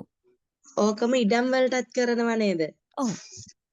ඕනම පාරිභෝගික භාණ්ඩයකට මේක කරන්න පුළුවන්. පාරිභෝගික ප්‍රාග්ධන ඕනම භාණ්ඩයකට මේ ක්‍රමය ඇප්ලයි කරන්න පුළුවන්. හරි? ඒ විතර නෙමෙයි දැන් ඔය මේ වර්ණපාල තීරිය ගැනත් ඔයගොල්ලෝ අහලා තිනේ. ඒ වගේ දේවල් වලටත් මේක පාවිච්චි කරන්න පුළුවන් ඈ. ඇත්තටම සම්බන්ධයක් නැත්නම් සම්බන්ධයක් තියනවා කියලා ප්‍රතිචාරයක් මේ ප්‍රචාරයක් යවුවා. ඊට පස්සේ අවසානයේ ඇත්තටම සම්බන්ධයක් ඇති වුණා. ඔයගොල්ලෝ අහලා තිනේ කතාව නේද? ඔය වගේ තමයි. විෂය මාලාව සම්බන්ධනොත් ඕගොල්ලෝ මේ අවශ්‍යතාවය ඇති කරවන්න පද්ධතියට. ඒතර මේවා ටිකෙන් ටික එන්න පටන් ගනී. මේ විශේෂඥයෝ මේවා ගැන හිතන්න පටන් ගන්න එතකොට. ඇත්තට මේ සිස්ටම් එකේ මේ වගේ නීඩ් එකක් තියෙනවා කියලා ඒගොල්ලෝ දකින්නේ එතකොට. නේ? හරි. ඊට පස්සේ අධීරයේදී අවසාන සංශෝධන සහ අනුමැතිය. දැන් අපි විෂය මාලාව ක්‍රියාත්මක කරද්දී දැන් ඔයගලන්ට ගුරුවත් පොත් දීලා තියෙනවා විෂය මාලාවක් එවලා තියෙනවා. මේකේ ඉෆෙක්ටිව්නස් එක කවුරුත් බලනවද? ගුරුවරයාට කොච්චර මේ තරම් මේ විෂය මාලාව කොයිතරම් මේක ප්‍රායෝගික වෙලාද? එයාට උගන්වන්න යද්දී ආපු ප්‍රශ්න මොනවද? මම හිතන්නේ මේ තාක් දුරට මං ඇහුවා මිසක් කවුරුත් ඔයගලගෙන් අහලා ඇති කියලා ඕක. ඔයාලට මොන හරි ප්‍රශ්න තියෙනවද මිස් මේ සබ්ජෙක්ට් එක උගන්වද්දි කියලා කවුරුත් අහලා තියෙනවද දන්නේ නැහැ. මං උගන්වන කාලේ මගෙන් නම් කවුරුත් ඇහුවේ නැහැ. මමම ප්‍රශ්න හොයාගෙන ගිහින් තැන් තැන් වලට ලියුම් දුන්නා මිසක් කවුරුත් මගෙන් ඇහුවේ නැහැ. එහෙම අර අවසාන මේකේ මේ නියාමනයක් යන්නේ නැහැ. මේක සිස්ටම් එකට දැම්මා එච්චරයි. එතන එහාට මොකද්ද උනේ? ගුරුවරු මුහුණ දෙන අභියෝග, ළමයින්ට මේක ප්‍රායෝගිකද? දෙමව්පියන්ගේ පැත්තෙන් මොන වගේද? පාසල් බලධාරීන් කොහොමද මේකට කටයුතු කරේ? ඒවා කිසි දෙයක් බැලෙන්නේ නැහැ. නේද? හරියට විෂය මාලාවක් ක්‍රියාත්මක කරද්දී මේ අවසාන සංශෝධනය අනිවාර්යෙන් බලන්න ඕනේ. දැන් මං ඉස්සෙල්ලා කිව්වා ළමයින්ට පේපර් එකක් දීලා අපි බලාපොරොත්තු වෙන්නේ එයාගේ සාධනෙ විතරක්ම නෙවෙයි. මේ පේපර් එකේ ඕඩර් එක. පේපර් එකක් හදන පිළිවෙලක් තියෙනවා. සංඛ්‍යානය කරපුවා අය දන්නවා ඒක. මේ පේපර් එකක් ස්ට්‍රක්චර් එක කොහොමද හැදෙන්නේ? તો රුබ්‍රික්ස් තියෙනවා. ළමයින්ට ලකුණු දෙන පිළිවෙලක් තියෙනවා. දැන් ඔයගොල්ලන්ගේ වාචික පරීක්ෂණය කරද්දී මං ගාව රුබ්‍රික් එකක් තියෙනවා. මං ඒකට අනුව තමයි ඔයගොල්ලන් ලකුණු දෙන්නේ. ඒවා වෙනස් කරන්නේ නැහැ ආයේ කවුරු ආවත්. මේක ළමයින්ට හදලා ඉවරයි මේක සම්මත ක්‍රමයක්. ඒතර මේ වගේ නියාමනයක් තියෙන්න ඕනේ. ඒතර මේවා නියාමනය කරද්දි තමයි සංශෝධන අවශ්‍ය වෙන තැන මොකක්ද කියලා හඳුනා ගන්න පුළුවන් වෙන්නේ. ඒතර මේ සංශෝධන වලට විකල්ප දෙන්න පුළුවන්. මේ විකල්ප ප්‍රායෝගිකව දාලා පොඩක් පයිලට් ටෙස්ට් එකක් කරලා මේ විෂය මාලාව යන අතරෙම දෙන්න පුළුවන්. ඔය පොඩි පොඩි ඔය ස්කූල් බේස් ඇසස්මන්ට් එක ඒ විදිහට ආපු දෙයක්. ඒ කියන්නේ ප්‍රධාන ජාතික මට්ටමේ විභාගයට මුහුණ දෙන ඉස්සෙල්ලා ළමයින්ව සූදානම් කරනවා පාසල් පාදක ඇගයීම් වලින් මේ ප්‍රධාන විභාගය සඳහා ළමයින්ව සූදානම් කරන ක්‍රමවේදයක්. නේ? කියන්නේ අර එක පාට ගිහින් ෆේල් වෙනවට වැඩිය ළමයාගේ අමාරු කොටස මොකද්ද අමාරු ඒකකය මොකද්ද කියලා හඳුනගෙන ඒ ඔස්සේ ගිහිල්ලා තමයි ඒ ඔස්සේ වැරදි හදාගෙන ගිහින් තමයි ජාතික මට්ටමේ විභාගයට ළමයා මුහුණ දෙන්නේ. හරි. ඒතර ඒ නිසා අනිවාර්යයෙන්ම මොකක් හරි මේ විෂය මාලාවක් නැත්නම් මේ සංශෝධනයක් මේ සකස් කිරීමක් නැත්නම් අලුත් ප්‍රතිසංස්කරණයක් වගේ දේවල් ක්‍රියාත්මක වෙද්දී අනිවාර්යයෙන්ම ප්‍රතිඵල නියාමනයක් තියෙන්න ඕනේ. ඒවා වාර්තා වෙන්න ඕනේ, විශ්ලේෂණය වෙන්න ඕනේ. ඒවත් එක තමයි අලුත් ප්‍රවේශයකට අපිට යන්න පුළුවන් වෙන්නේ. ඊට පස්සේ දැන් මේ විෂය මාලාව හදලා ඒක පොතක් අච්චු ගහලා සිස්ටම් එකට දීලා වැඩක් නැහැ. නේද? ඊට පස්සේ සිලබස් එකක් හදලා ඒක පොතක් විදියට අරගෙන ලස්සන පිට කවරයක් දාලා ඕක පළාත් මට්ටමින් බෙදලා වැඩක් නැහැ. අනිවාර්යයෙන්ම සාම්පල් ගෙන්නන්න ඕනේ. ගුරුවරු ගෙන්නන්න ඕනේ. ගෙනල්ලා මේ පිළිබඳ පුහුණුවක් දෙන්න ඕනේ. මේක හඳුන්වා දෙන්න ඕනේ. මේක කෙරෙන්නේ ඇයි? මේක කරන්නේ කොහොමද? කරද්දී ඔයගලන්ට එන්න පුළුවන් ප්‍රශ්න මොනවද? ඒ ප්‍රශ්න වලට විසඳුම් මේවා. ඒවා සියල්ලම ගුරුවරුන්ට කියලා දෙන්න ඕනේ. හරි නිකම්ම ට්‍රේනින් ප්‍රෝග්‍රෑම් එකක් දාලා මේ සල්ලි ටික වේදම් කරලා ගුරුවරුන්ට කැම ටිකක් දීලා දීමනාවක් දීලා යවන එක නෙවෙයි. ඊට වඩා ටිකක් කාර්යක්ෂම වෙන්න ඕනේ ගුරු පුහුණුවක් පවත්වද්දී. ඒ වගේම මේවා අප්ඩේට් කරන්න ඕනේ. දැන් මේ මෑත කාලේදී ආපු අප්ඩේට් එකක් තමයි ජාතික අධ්‍යාපන ප්‍රතිපත්ති රාමුව සම්බන්ධයෙන් මම ඊට කලින් කතා කරලා තියෙනවද ඔයගොල්ලොත් එක්ක? ජාතික අධ්‍යාපන ප්‍රතිපත්ති රාමුව ගැන National Education Policy Framework එක ගැන කියලා නැද්ද මං කලින්?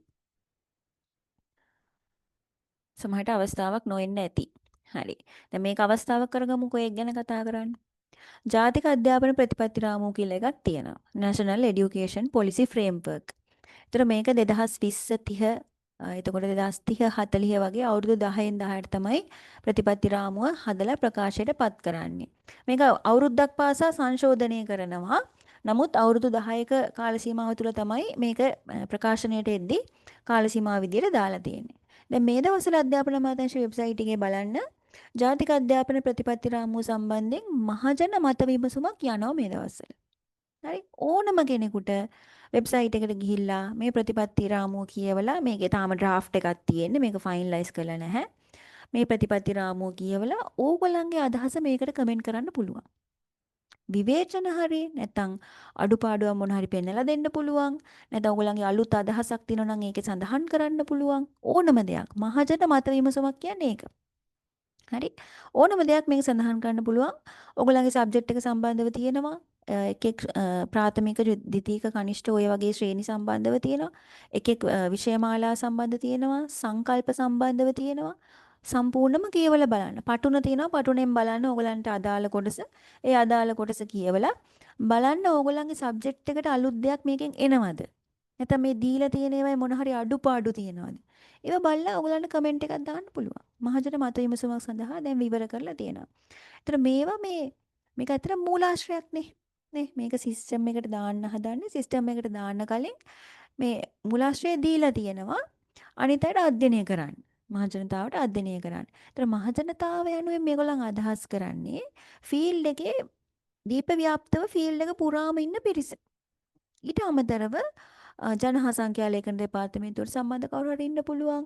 එතකොට උසස් අධ්‍යාපන අමාත්‍යාංශය සම්බන්ධයි ඉන්න පුළුවන්. එතකොට මොනවාද ටිවික් එකේ කට්ටිය, එතකොට ප්‍රයිවට් යුනිවර්සිටි වල කට්ටිය ඉන්න පුළුවන්. ඒ වගේම රාජ්‍ය විශ්වවිද්‍යාලවල කතිකාචාර්යවරු මේකට කමෙන්ට් කරන්න පුළුවන්.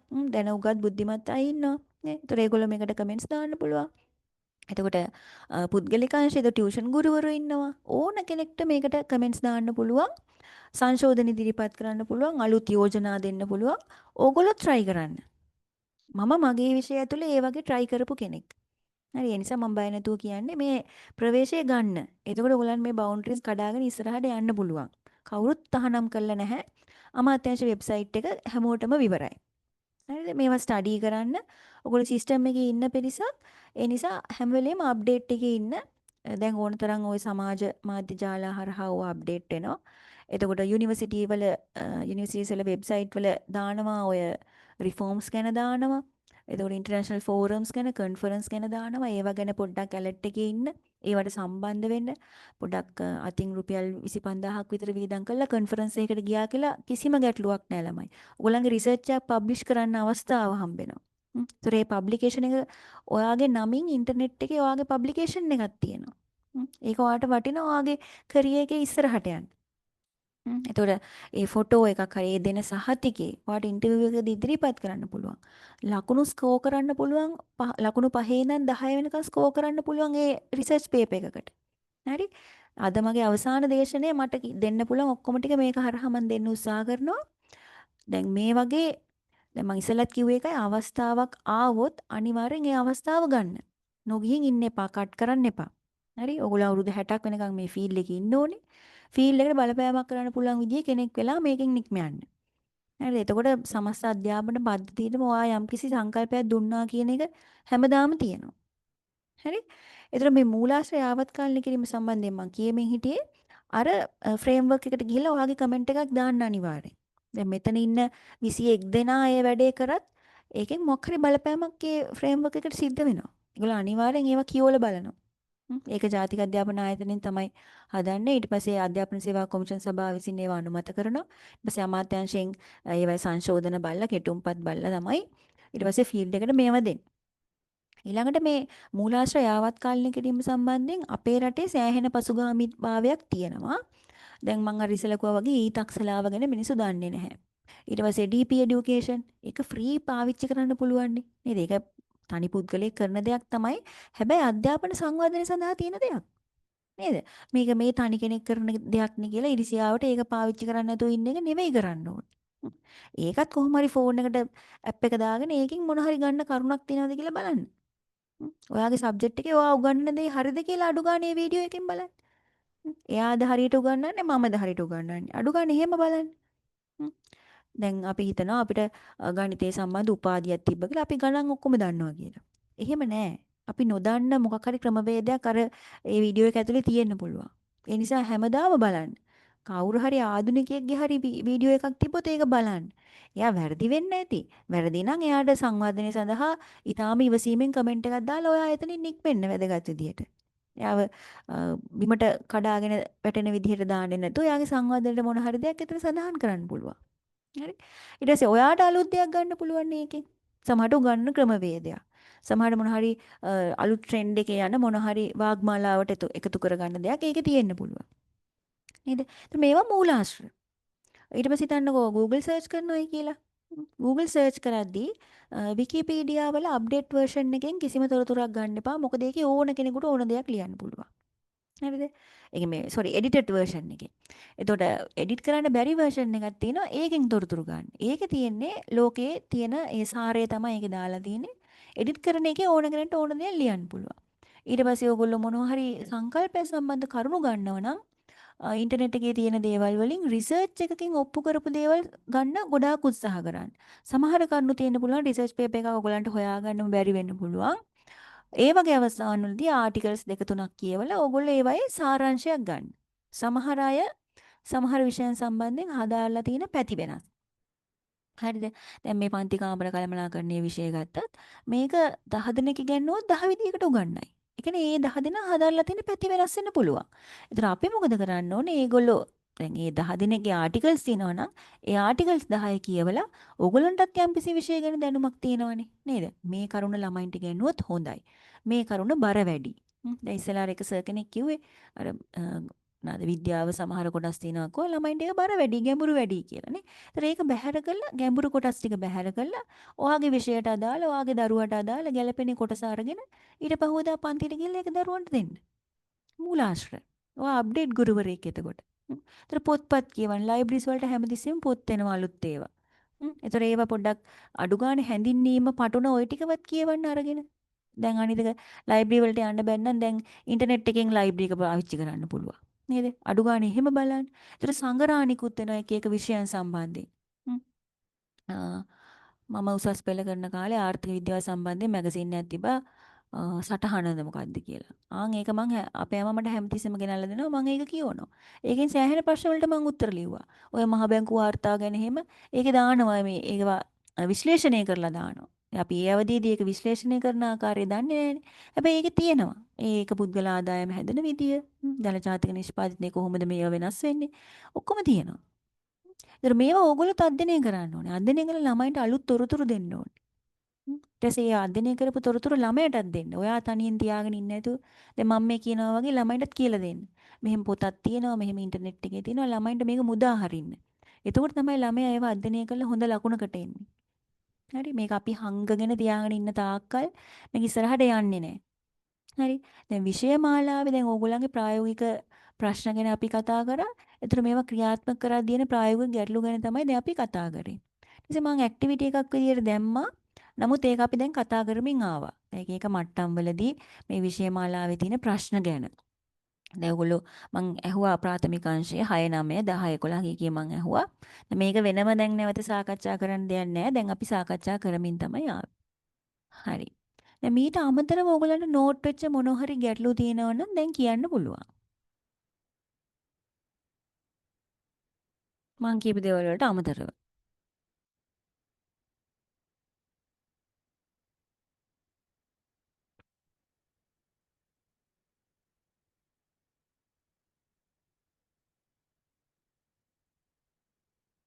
කිසි ගැටලුවක් නැහැ. සෞඛ්‍ය සහ ශාරීරික අධ්‍යාපනය උගන්වන අය එහෙම නැද්ද මෙතන?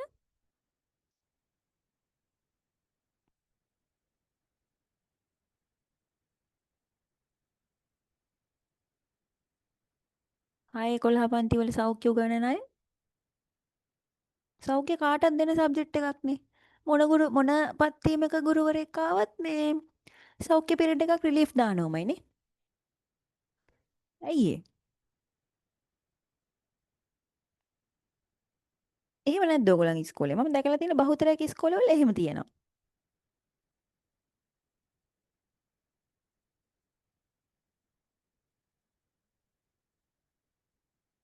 ඇයි ඒ සෞඛ්‍ය දෙන්නේ හැම කෙනාටම? පුළුවන් කවුරු හරි ආව ගමන් දෙන්නේ සෞඛ්‍ය පීරියඩ් එකක් තමයි. රිලීෆ් එකක් හරි දානවා සෞඛ්‍යයට. ඇයි ඒ?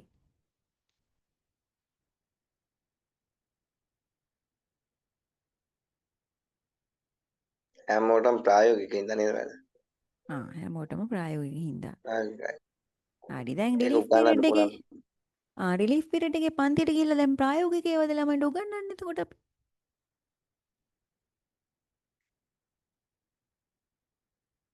හරි මම ඔකට උදාහරණයක් මෙහෙම කියන්නම්. මේක විෂයක් පැත්තෙන්. ඒ විෂයේ තියෙන අඩුපාඩුවක් මම මේ කියන්නේ. මේ විෂය සකස් වෙලා තියෙන ආකාරයේ තියෙන පොඩි ગેප් එකක් තියෙනවා. දැන් අද මේ වෙලාවේ මේ වෙද්දී දැන් ඕගොල්ලෝ එක එක වයස් කාණ්ඩවලයිනේ. තමන්ගේ වයස් කාණ්ඩේ හිතා ගන්නකෝ. අද මේ වෙලාවේ මේ වෙද්දී ඔයාගේ වයස් කාණ්ඩේ කී දෙනෙක් ජිම් එකේ ඇද්ද? කී දෙනෙක් ජොගින් පාත් එකේ දුවනව ඇද්ද?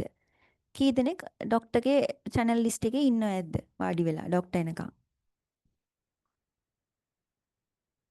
නිකන් මතක් කරලා බලන්න. දැන් ඔයත් සමහරට මෙතන හිටියට යම්කිසි කායික වේදනාවකින් ඉන්නව වෙන්න පුළුවන්. ශරීර ශක්තිය පිරිහීමෙන් ඉන්නව වෙන්න පුළුවන්. දැන් අපේ සෞඛ්‍ය පොතේ තියෙනවද අපි පාඩම් කළා විභාගයට උත්තර ලිව්වා මිසක් අපේ කායික යෝග්‍යතාවය හැමදාම පවත්වා ගැනීම සඳහා මොකක් හරි ප්ලෑන් එකක් අපිට දීලා තියෙනවද අපේ සෞඛ්‍ය පොතේ? අපි 6 වසරේ ඉඳන් 11 වසරට වෙනකන් සෞඛ්‍ය ඉගෙන ගත්තා. එතනින් එහාට අපේ බොඩි එක මේන්ටේන් කරගන්නේ කොහොමද කියලා අපිට වර්ක්අවුට් ප්ලෑන් එකක් දීලා තියෙනවද? අඩු ගානේ පෝෂණ සැලැස්මක් දීලා තියෙනවද?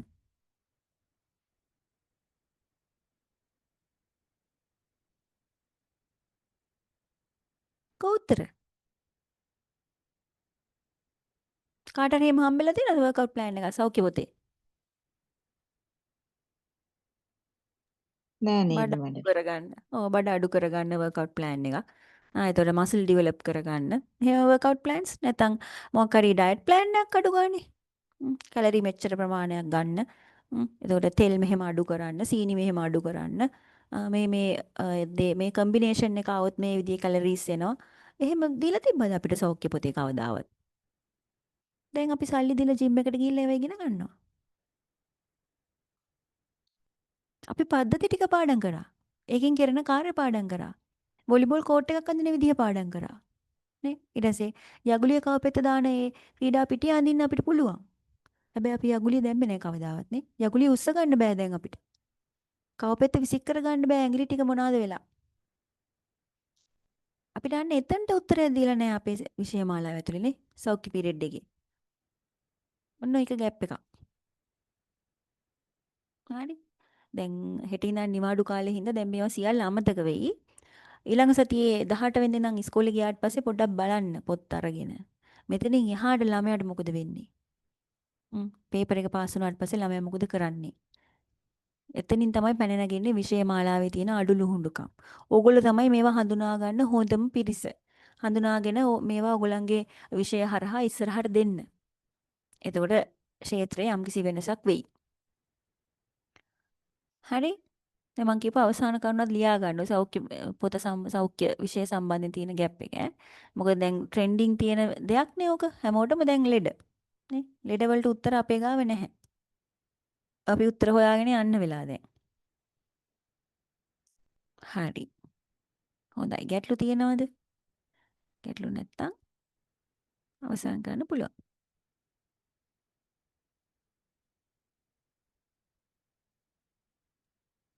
මැඩම්ගේ දේශන අදින් ඉවරයිද මැඩම්? ඔව් දේශන කියන්නේ මෙහෙමයි. ටියුට් සාකච්ඡා කරන එක අදින් ඉවරයි. තව දවස් දෙකක් තියෙනවා. ඒක කොහොම වෙයිද දන්නේ නැහැ. අනිවාර්යෙන් රිවිෂන් එකක් සහ එක්සෑම් ප්‍රිපරේෂන් එකක් මම කරනවාමයි. මැඩම්. ඒ සඳහා ටියුට්ස් ටික ඔක්කොම ඩවුන්ලෝඩ් කරගෙන පොඩ්ඩක් ඒවා කියවගෙන ලෑස්ති වෙලා ඉන්න. එක්සෑම් ප්‍රිපරේෂන් එක කොහොම සිද්ධ වෙයිද දන්නේ නැහැ. සමහරට මම පොඩි ප්‍රශ්න ටිකක් දීලා ඒකට ඔයගොල්ලන්ව ලෑස්ති කරන්නත් ඉඩ තියෙනවා. හැබැයි මේ ප්‍රශ්න එකක්වත් විභාගෙට එනේව නෙවෙයි. අර ස්ට්‍රක්චර් එක දෙන්න ඕන නිසා තමයි එහෙම කරන්නේ. ටියුට් සාකච්ඡා කිරීම අදින් අවසන් වෙනවා. මැඩම් පාස් පේපර්ස් දෙකක් විතර දාන්න ඕන. පාස් පේපර්ස් කැම්පස් එකෙන් ගන්න පුළුවන්. ඔයගොල්ලන්ගේ LMS එකට දායි. ඒවා අපිට දාන්න බෑ. හරි? කැම්පස් එකෙන් ඉල්ලන්න එතකොට දායි ඈ. මැඩම් ඔව්. එතකොට දැන් අපිට අගෝස්තු 23 ලෙක්චර්ස් ඉවරුනහම සාමාන්‍යයෙන් දල වශයෙන් කොයි වගේ කාලයක් වෙනවද අපිට එක්සෑම් තියන්නේ කොයි වගේ කාලයකද? සති දෙකකින් විතර ටයිම් ටේබල් දායි. මාසයක් ඇතුළත විභාගය තියෙනවා. හරි? ඒකයි ඒ මම අර කියන්නේ කලින් මැඩම් අප මේ මතක් කරේ. අගෝස්තු 23 මේ ලෙක්චර්ස් ඉවරුනහම සාමාන්‍යයෙන් සැප්තැම්බර් 23 ඒ කියන්නේ 20 ගණන් වගේ වෙනකොට එක්සෑම් තියෙනවද? ඔව් සමහරට ඊට කලින් තියෙන්නත් පුළුවන් ඈ. සති දෙකක් ඇතුළත ටයිම් ටේබල් එක දෙයි ඕගලන්ට. මාසයක් පුරා විභාගේ පැවැත්වෙනවා. මොකද විෂයන් ගොඩක් තියෙන හින්දා සති දෙකක් ඇතුළත ටයිම් ටේබල් එක දායි. දැන් මේ පාර අර 20 වෙනිදා මේ කන්වොකේෂන් එක තියෙන හින්දා පොඩ්ඩක් ඉතින් එක්සෑම් වැඩේ පස්සට යන්නත් ඉඩ තියෙනවා. මොකද කන්වොකේෂන් එකක් කරනවා කියන්නේ ලේසි නෑ ළමයි. එතකොට ඒවයේ කට්ටියගේ විසඳුම් සහතික ඒවා මේ ඔක්කොම ක්ලියර් කරලා සමහරට එක්සෑම් එකට අත තියයි. ඒක මම දන්නේ නැහැ කොහොම වෙයිද කියන එක. සාමාන්‍යයෙන් කරන ක්‍රමය තමයි මම ඔය කිව්වේ ඈ. මැඩම් මේ ඔව්. අපිට තාම මුකුත්ම ඩොකියුමන්ට් එකක් ආවේ නැහැ අපිව කැම්පස් එකේ රෙජිස්ටර් කරගත්තවත් මුකුත්ම කියලා. ඒක නිසා අපිට මේ කෝස් එකට పూర్ව අනුමැතිය ලබා ගැනීමේ ගැටලුවක් ඇති වෙලා තියෙනවා. ඒවනම් එතකොට පුතේ ඒ ආයතනෙන් තමයි අහන්න අපි වෙන්නේ. කතා කළා මැඩම් දිගටම මැසේජ් කළා දිගටම තවමත් මැසේජ් කරනවා. ඉතින් මැඩම් අපිට పూర్ව අනුමැතිය ලබා ගැනීමට බැරි නිසා ස්ටඩි ලීව් කොහොමටත් අප්‍රූව් කරගන්න බෑ. සබරගම් ඕගලන්ට පළාතේ මේ ප්‍රශ්න තියෙනවා. ඕගලන්ට දැන් මේ කියන්නේ මේ මොකද්ද රෙජිස්ට්‍රේෂන් නම්බර් එකක් දීලා තියෙනවනේ. ඔව්. ඒතර ඩෙන්ටි එකක් ආවිල්ලා තියෙනවද? නෑ රෙජිස්ට්‍රේෂන් නම්බර් එක විතරමයි දැනට තියෙන්නේ අපිට. පාඨමාලාවට තෝරාගත් බවට ලියුමක් ආවේ නැද්ද? නෑ. ඒක ගෙන්න ගන්න වෙනවනේ. ඔය ස්ටඩි ලීව් ගන්නනේ. අපි මේ ඔව් දැන් මැඩම් ගිය නෑ මැඩම් මාසේ මැද ඒක වගේ මැඩම් ඉඳන් ඔය ගැන මෙහෙමයි. කතා කරනවා. හැබැයි එහෙමද තාම දැන් අපිට අපි ඒව ටික එව්වේ නැහැ. මැඩම් ඒක අපේ මේ කැම්පස් එකේ දැන් ඒක හරි ලොකු දුර්වලතාවයක්. අපි මේකට ආධුනිකයෝ වුණාට මේ කැම්පස් එකේ ඩිප්ලෝමාවට අපි ඕන තරම් කෝස් කරලා තියෙනවා, උපාධි කරලා තියෙනවා, ඩිග්‍රී කරලා තියෙනවා, විශ්වවිද්‍යාලවල ඉඳලා තියෙනවා. මම ජයවර්ධනපුර විශ්වවිද්‍යාලේ. හැබැයි කෝඩිනේටර් හෝ එක්කෝ ඒ කුලපති හෝ කවුරු හරි මේ දරුවන්ගේ ප්‍රශ්න වලට අතරමැදදී හරි මේවට විසඳුම් වලට සාකච්ඡාවක් දාන්න ඕන. ඕගොල්ලන්ට එතකොට මේ තමයි ස්ටුඩන්ට් මීටින් එකක් දැම්මේ නැද්ද? නෑනේ ළඟදි පළවෙනි දැම්මේ නෑ එක මැඩම්. කිසිම එකක් තිබ්බේ නෑ අර ගැටලුවක් ඇවිල්ලා විවිධ සාමාන්‍ය මේක 100ක් විතර හිටපු කෝස් එකක් 60ට බැස්සා ඊට පස්සේ ප්‍රශ්නයක් ඇති වුණාට පස්සේ 40ට බැස්සා දැන් බලන්න 17යි ඉන්නේ කොමියුනිකේෂන් එකට එකෙක් වෙයිද දන්නෙත් නෑ ඒක ලොකු දුර්වලතාවයක් විශ්වවිද්‍යාලයේ මේ ඉදිරියට මොකද අපිට මැඩම් ඔය විශ්වාස ගැටලුව ගැන අපි කිව්වහම මේ වොයිස් මේ මේල් එක මිස් කෙනෙක්ට WhatsApp එකෙන් එවලා තියෙනවා වොයිස් මැසේජ් එකක්.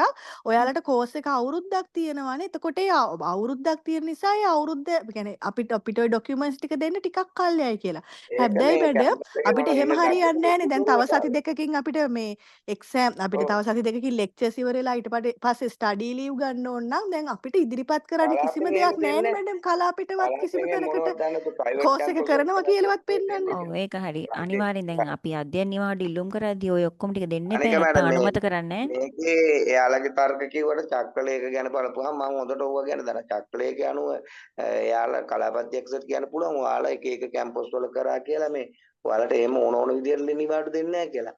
එතකොට අපිට ඔව් අර දාන්න කියන්නේ වෙන්නේ එහෙමයි. මෙඩිකල් අපේ මේ මෙඩිකල් අධ්‍යයන නිවාඩු ඉල්ලුම් කිරීමේදී ලබා දිය යුතු ලිපි ලේඛන ටිකක් තියෙනවා. ඒ ටික නැතුව තියෙනවනේ.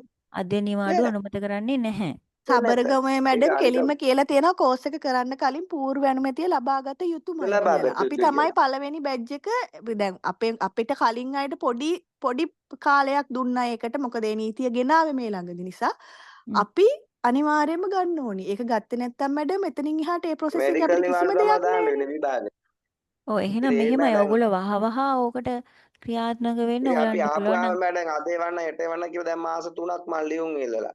ඉතින් ආයෙ කතා කරන්න ගියොත් එහෙම ඉතින් අපිටත් නීතිකාරව මේව කතා කරන්න වෙන තරහ යන ඊට වැඩි හොඳ නිකන් ඉන්නේ කියලා මම කෝඩිනේටර් කොලින්ද හරි කතා එවන්න කළා, කියලා හෙඩ්ට කතා කළා, හැමෝටම කතා කළා. කතා. ස්වාමීන් වහන්සේට ඉතින් හරි ඒකේ මැසේජ් මැඩම් එකක් අපි දාලා කොහොමද බලන්න එහෙමනම්. තව කෝස් එකකට තව අපේ යාළුවෙකුට හරි කියන්නේ. ඒක ඉතින් අපි දන්නේ ඉතින් ඔයාලගේ මැඩල්ලාගේ කැම්පස් එකේ ඉතින් මැඩල් හරි මේ එක්කදී කියන්න නැත්නම් ඉතින් ඒක එච්චර හොඳ ඔව් නෑ. මම ඉතින් මම කෝඩිනේටර්ව දකින්නේ දැන් දැනුවත් කරන්නම් කොහොමද මේ ප්‍රශ්නේ 100 ගාණක් සම්බන්ධයෙන්. හිටියා මැඩම් මේ කෝස් එක 100 කෝස් එකේ ගාණක් හිටියා. මං හිතන්නේ දැන් 25කටත් අඩු ප්‍රමාණයක් ඒ තමයි ඉච්ඡා හරියට බංගත්තේ වෙන මේ මොනවත් නෑ. කරගෙන යන අය ඉන්නේ. හේතුව ගොඩක් ඉච්ඡා අඩු වුණා. බංගත්තේ. ඔව් ඒ දැනුත් ගොඩක් වෙන්න ඉච්ඡා කට්ටිය යාසය බංගත්තේ. අතහැරලා 20යි යනවා මැඩම්. හිටිනේ. ගොඩක් මොකද කට්ටිය මැඩම් අතහැරලා යනවා. අපිත් එක්ක ඉඳපු ගොඩක් කට්ටිය අතහැරලා ගියා. අපිට තව කෙනෙකුට කියන්නත් බෑනේ මේක මෙහෙම කරපළ කියලා. අපි මේ මෙච්චර අපහසුතාවයට පත් වෙලා තියෙද්දි. අනික මිනිස්සුන්ගේ සල්ලි ලක්ෂ ගණන් බැඳලා අපිට බෑනේ ඔව් මම ඒක ඒකත් අපි දැන් ඒකත්. අපි ඔයා ඔබතුමිය වගේ ගුරුවරු කීප දෙනෙකුටත් දැනුවත් කරා. නමුත් මම දකින විදිහට ඒක කොතනින්වත් වෙන්නේ නැහැ. ඔව් ඒක මට ලොකු කෝඩිනේටර්ට දැනුවත් කරන්න පුළුවන්. අර ඒගොල්ලෝ ක්‍රියාත්මක වීම සම්බන්ධයෙන් තමයි ඉතින් ප්‍රශ්නේ ඇත්තේ. මම අනිවාර්යයෙන්ම දැනුවත් කිරීම කරන්නම්. අනික මොකද ඔයගලන්ට මේ ස්ටඩි ලීව් මැඩම් ගන්න එක. කැම්පස් එකක් වෙච්චාම ඔව්. එයාලට ප්‍රායෝගිකව මේක තේරෙන්න ඕන 100 ගාණක් ලියාපදිංචි වෙච්ච ශිෂ්‍ය සංඛ්‍යාව ඔව්. 25ට බහිනවා කියන්නේ එතකොට කාගේ පැවැත්වලද මේ එතන හානිය තියෙන්නේ ප්‍රශ්නයක් කියලා හිතන්න. තියෙනවනේ. ඔව් ඒක තමයි. ඒක තේරෙන්නේ නැත්නම් ඉතින් මේ මොකක්ද ඒ තනතුරු වල ඇති වැඩේ? මැඩම් අපිට ඉස්සරහට තව කෙනෙක්ට මේක රෙකමන්ඩ් කරන්නවත් බැහැනේ බෑ ඔහොම බෑ බෑ. වුණාම. මගේ ඒ යාළුවෝ ඕන කියන්නේ තරම් මැඩම් මේකට මට හෙට 200ක් සම්බන්ධ කරා කියලා කෝස් එකට. හැබැයි මේ 200 සම්බන්ධ කර බණ්ඩාරසර් කියන නමට කැලලක් ඇති කරගන්න මං කැමති නෑ. ඒ කියන්නේ මේ අපිට මම කියන්න අනිවාර්යයෙන්ම බෑනේ කෝඩිනේටර්ව මෙන්න දැනුවත් කරන්නම්. මොකද මැඩම් මම ලංකාවෙම දෙමළ ඔව්. මේ කෝස් එක කරපු ගුරුවරයෙක්. එතකොට මුළු ලංකාවෙම මේක එක ආයතන අරගෙන ජාතික අධ්‍යාපන ආයතන අපි ඒව කෝඩිනේට් කරද්දි අපි අනුරාධපුරේ නම් ඒ ළමයිට ගිහිල්ලා දැනුවත් කළා බය වෙන්න එපා අපි මේක කරන්න මේ රුපියල් 10000යි ගත්තේ අපි. හැබැයි අපි හැම වෙලේම සම්බන්ධ කරන නැත්නම් ඔන්ලයින් අපි සම්බන්ධ වෙලා යාර දැනුවත් කරනවා. මේක මම පළවෙනි ගම්මි කරන වැඩසටහනෙන් පස්සේ අර මොකද්ද ප්‍රශ්නයක් ඇති වෙලා ওই ගෲප් වල වෙච්ච එකට කුලපති ආමඳුර කතා කරා මිස කිසිම දවසක මම නම් හම්බුනේත් නෑ මේ දෙකදී කතා කරනවා මේ අපිව දැනුවත් කිරීමකුත් නෑ. ඉතින් දැන් ඔයාලගේ විභාග තියෙන මේ දිනවල ඔයාලා මෙහෙම වෙන්නේ කියලා පළවෙනි වැඩසටහන නම් එකන වැඩසටහනට ඔය 100 ගානෙන් 40යි සම්බන්ධ වෙලා තිබ්බේ. ඒ මිනිස්සුන්ට නැවත නැවත මේක දැනුවත් කරන්න කියලා ඉල්ලුවා. ඉල්ලපු නැති හින්දා කට්ටිය ගිලී ගියා. ඉතින් ඕන තරම් ප්‍රයිවට් කැම්පස් වල දැන් මේක පටන් ගත්තා. ඒක අපේ විශ්වවිද්‍යාලේට හොඳ නෑ මේකට. අපිත් ආදරේනේ මැඩම් මේකට. ඔව් ඉතින් ළමයි ඉතින් මොනවද ශිෂ්‍යයන් ඉගෙන ගිලිහෙනවා ගත්තද? කියන්නේ ඉතින් ගැටලුවක්නේ නේද? මැඩම් ගැලුවා තව දෙයක්. ඒ කියන්නේ දැන් මැඩම්ලා අපිට කිව්වා මිසක් අගෝස්තු 23 වෙනිදා වෙනකොට ලෙක්චර්ස් ඉවරයි කියලා අපිට අද වෙනකන් කැම්පස් එකෙන් දැනුවත් කරලා නැහැ. ඔයාලගේ ෂෙඩියුල් එක මේ දවසට ඉවරයි. මෙච්චර දවසක් ඔයාලට ස්ටඩි ලීව් තියෙනවා. මේ දවස්වල එක්සෑම් තියෙනවා කියලා කිසිම දෙයක් දැන් අගෝස්තු අද 7 වෙනිදානේ. අද ඔයගලන්ට වෙනකන්වත් සිලබස් අපිට එක දැනුවත් දීලා කරලා නැද්ද? නැහැ. සිලබස් එකේ ලියලා සිලබස් නැද්ද? එක සිලබස් එක කියන්නේ මැඩම් අර ටයිම් ටේබල් එක වගේ දාලා තියෙනවා. මෙන්න මේ ඉතින් දවස් අර සිලබස් එකවත් මුලින්ම දන්නේ නැති අය තාම ඉන්නවා මෙතන මැඩම්. දවසට තියෙන සබ්ජෙක්ට් එකට අදාළ ටයිම් ටේබල් එක වගේ එක දැම්මා මිසක් එතනින් එහාට කිසිම නෑ දෙයක් නැහැ. එතනින් ඒ එහාට කියන්නේ එක කිසිම එක සිලබස් එක නැහැ. විෂයට දාන්න. අදාළ සිලබස් එක එව්වේ නෑ නැද්ද? එහෙම දීලා නැහැ. නෑ එහෙම නෑ. දීලා නැහැ. සහ මේ ඒ මැඩම්ලා හිතන්නකො ඔය කොතනද ලෙක්චර්ස් වල තියෙන්නේ කියන කියලා. නිසා තමයි අපි දන්නේ අගෝස්තු 23 මැඩම් වෙනකොට හිතන්නකො ලෙක්චර්ස් කොතනද ඉවරයි තියෙන්නේ කියලා. කියලා. තාම මම මේ 25න් අහන ඕන ගුරුවරයෙක්ගෙන් කවුරු හරි සිලබස් එක දන්නවනම් කියන්න කියලා ඉවරයි. එක්කෙනෙක්වත් දන්නේ නැහැ උතන ඉන්න එහෙමයි 25. දැන් අපිට විෂයන් බාර දෙනවනේ ළමයි එක එක පාඨමාලාවට. එතකොට ඒ ඔව්. පාඨමාලාවේ අදාළ විෂයට අදාළ සිලබස් එකක් අපි දන්නේ ගෙනල්ලා නැහැ. කැම්පස් එකට යවනවා. අපිට ඒ දීලා කියන්නේ නැහැ මැඩම් එහෙම. සති 15 උගන්වන්නේ එකම එක මොනවද කියලා ගුරු අපි යවන්න බෑ. එකම එක මැඩම් කෙනෙක් දාලා තිබ්බ සිලබස් එක එච්චර ඇරෙන්න මම නම් දන්නේ අනිත් ගුරුවරු දන්නවත් දන්නේ මෙතන ඉන්න අය මට නම් මට ඉතින් මතක සිලබස් එක ඊරියගම මැඩම්ද කොහෙද තමයි දාලා තිබ්බේ. මැඩම් දාලා ඒක මැඩම්ගේ ආයතනයේ වෙනම අපිට Google ෆෝම් එකක් දීලා තිබ්බා ඒකට අප්ලෝඩ් කරන්න කියලා. ඒතකොට අපි අනිවාර්යයෙන් ඒක කරන්න එපා සිලබස් එක මොනවද ළමයින්ට උගන්වන්නේ කියලා අපි දෙන්න එපා කැම්පස් එකට.